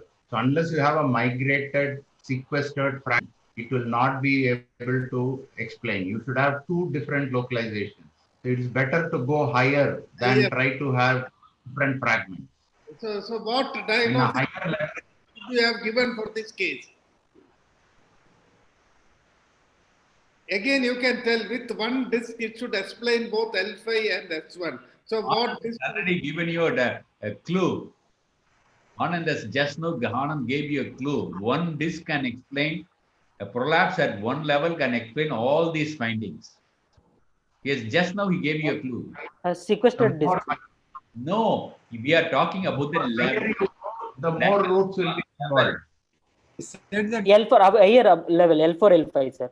Yeah. What is the patient to suggest S1 root involvement? Plantar flexion is more weak, sir. This patient's plantar flexion, you have written everything is, plantar flexion is 4 minus, you have written. Okay. So what other things you would have checked in this patient to confirm S1 root is involved? Eversion, sir. Eversion is weak. You have written everything, right from knee joint onwards, everything is involved, man. Flexion, extension, everything, knee joint. You should not unnecessarily write findings, man. Now I will ask, what is the root value of knee extension, man? I was about to ask that. L4. Into more trouble. Knee extension, man. Don't tell, man. You have not read anything, man. Knee extension, what is the root value? Predominant nerve root for knee extension. No, unnecessary things you should not write, man. If I start, you will get depressed, man. That is why I don't want to ask something. You have written knee extension means it is L3 also is involved, man. So if L4 root is getting involved, what findings patient will have? If L4 root is getting involved. Ankle dorsiflexion weakness will be there, sir. Ankle dorsiflexion, sir. Ankle dorsiflexion will get affected because of involvement of which muscle? Extensor digitorum longus, sir, and tibialis anterior. L5, man. My question to you was L4. L4 root is getting involved. What? Suppose a patient has got only L4 root. What weakness they will have?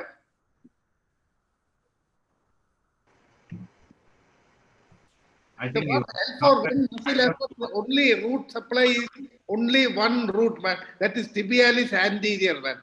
Tibialis anterior has supply from L4 root. So that is the predominant dorsiflexor of the foot. Okay, understand, man. Okay. Yes, sir. Peripheral nerve supply is deep perennial nerve.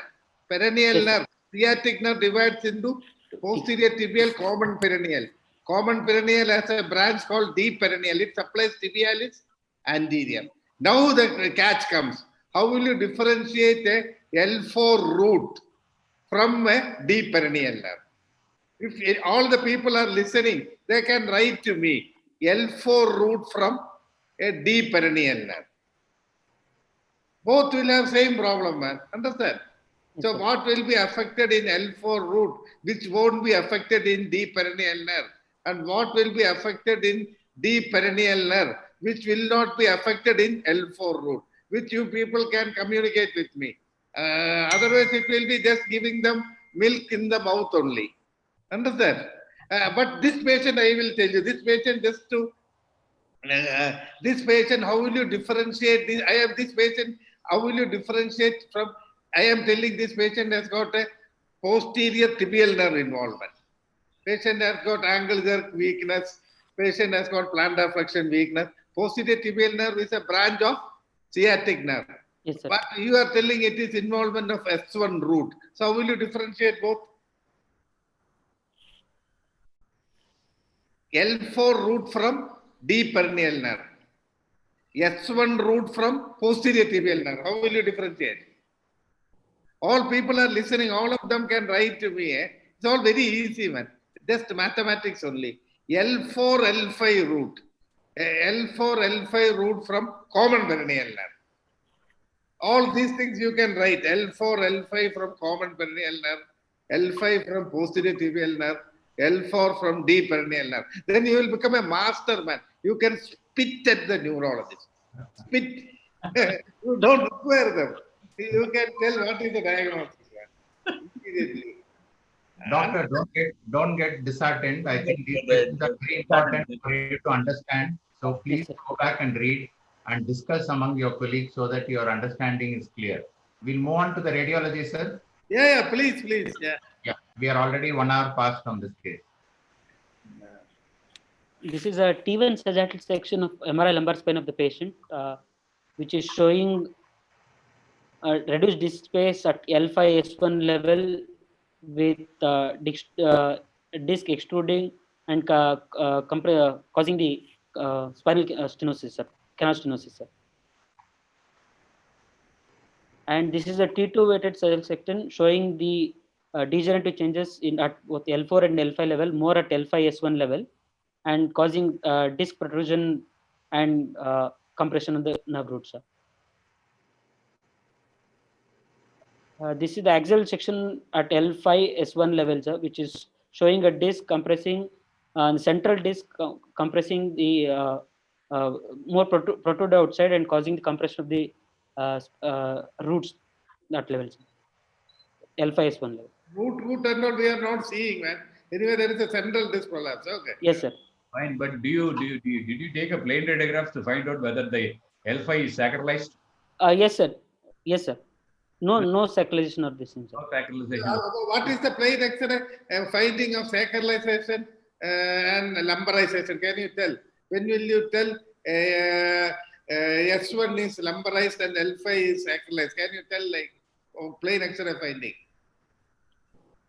No, you are telling yes, I have seen. So when will you tell L5 is lumbarized or S1 is, L5 is sacralized and S1 is lumbarized? When will you tell on plain X-ray? No, you don't know, man. Without knowing, how will you rule it out, man? Because if the MRI does not show the whole spine, nowadays many MRIs they show the whole spine. Yes, so sir. sometimes the radiologist himself will say that this is it. It is even without MRI, even without plain X-ray, radiologist will say. But if the patient comes to you as it does in many institutions, you can't repeat the MRI just for that, isn't it? For the sake of localizing. So you'll have to take a plain X-ray. It is extremely important.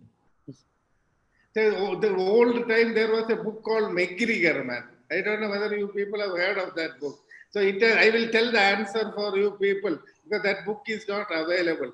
If there is a large disc between S1 and S2, you tell that S1 is lumbarized. If the transverse process of L5 articulates with the ala of sacrum, you tell L5 is sacralized. Okay, fine. Go ahead. Anandh, I think we are past time. Yeah, I think we have. But before this, which hospital you are working, Patil? Apollo, sir. Chennai. Apollo, Chennai, sir. Okay, read well, man. We are good teachers there. So can you tell the attachment of ligamentum flavum, which is important for this surgery? So where is this ligament and flavum origin, and then where it is getting attached in relation to the lamina, up and below lamina. Inner surface of the upper vertebrae, sir, and upper lamina, and outer surface of the lower lamina, sir. Probably that is the only good answer today you have told, man. Understand? Other things you have to go and read, man. Okay. Yes, sir. Clinical examination. Don't get depressed. The idea of having this session is to just to point out your strengths and weaknesses. If someone knew everything in neurosurgery, they wouldn't have taken up neurosurgery residency, isn't it? So just go Yes. back and read. Anatomy is the key to understand one thing. Anatomy is the key for every surgeon, especially neurosurgeon. If you Yes, know sir. anatomy thoroughly, and localization in clinical neurology becomes very easy. Just like Anand said, it's only mathematics. Very rarely you will go wrong. Absolutely. Okay. Dr. I think Srivastava, everything. Call it a day, Anand. yes, sir. Dr. Srivastava, any closing comments? Please? Oh, thank you. Okay. Manas, Dr. Manas. Manas has gone. No, I'm there. Not there. No, Please sharing, Shashidhar, okay. yeah. No, next time we'll have it on Saturday, because this time we had just changed because of some of the program was there yesterday. So we'll come back again next time with a long case or a short case, depending on what the residents have prepared. And I'd like to thank Dr. Anandh and Dr. Muthukumar and Dr. Srivastava and Dr. Nair for participating and teaching and testing. But because this is a session for both testing and teaching. And I'd like to thank Shashidhar and Pratik. And somebody is missing. Thank you, sir. All the best. One resident is missing. Thank you very much, sir. Thank One resident is from Apollo, other resident is from Manas's place. Yeah. Yes, sir. And thanks, Mr. Sriram, for the logistics. And we'll expect again, take help from you people for many classes, because we'll have it once a month, I think, after the lockdown. Thank you and good night. Already rack them sufficiently, okay? We need some fresh people to rack them. Yeah, but this is the aim of having that some amount of testing is required. Otherwise, they straight away go to the exam and then they cannot answer anything. Yeah, I could see that when I attended the NSA educational courses, I could see that many of them could not even properly present a case. So more yeah. than 100 people attended today. 130. all of you, if it is a physical exam, the examiners, at least old timers like me, will go and ask the history and examine the patient and verify your findings. Ask you to demonstrate the findings to us. We'll just not take it like that. So this year probably you will escape because of all this corona, etc. But once the physical examination comes back, then it's going to be, and you will never regret learning clinical neurology and anatomy. I can tell you that. You will never regret. Okay, enough advice for one day, Manas. Let's leave. Okay. Okay. Thank you. Good night. Thank you. Good night, everybody, and bye. Yeah, bye.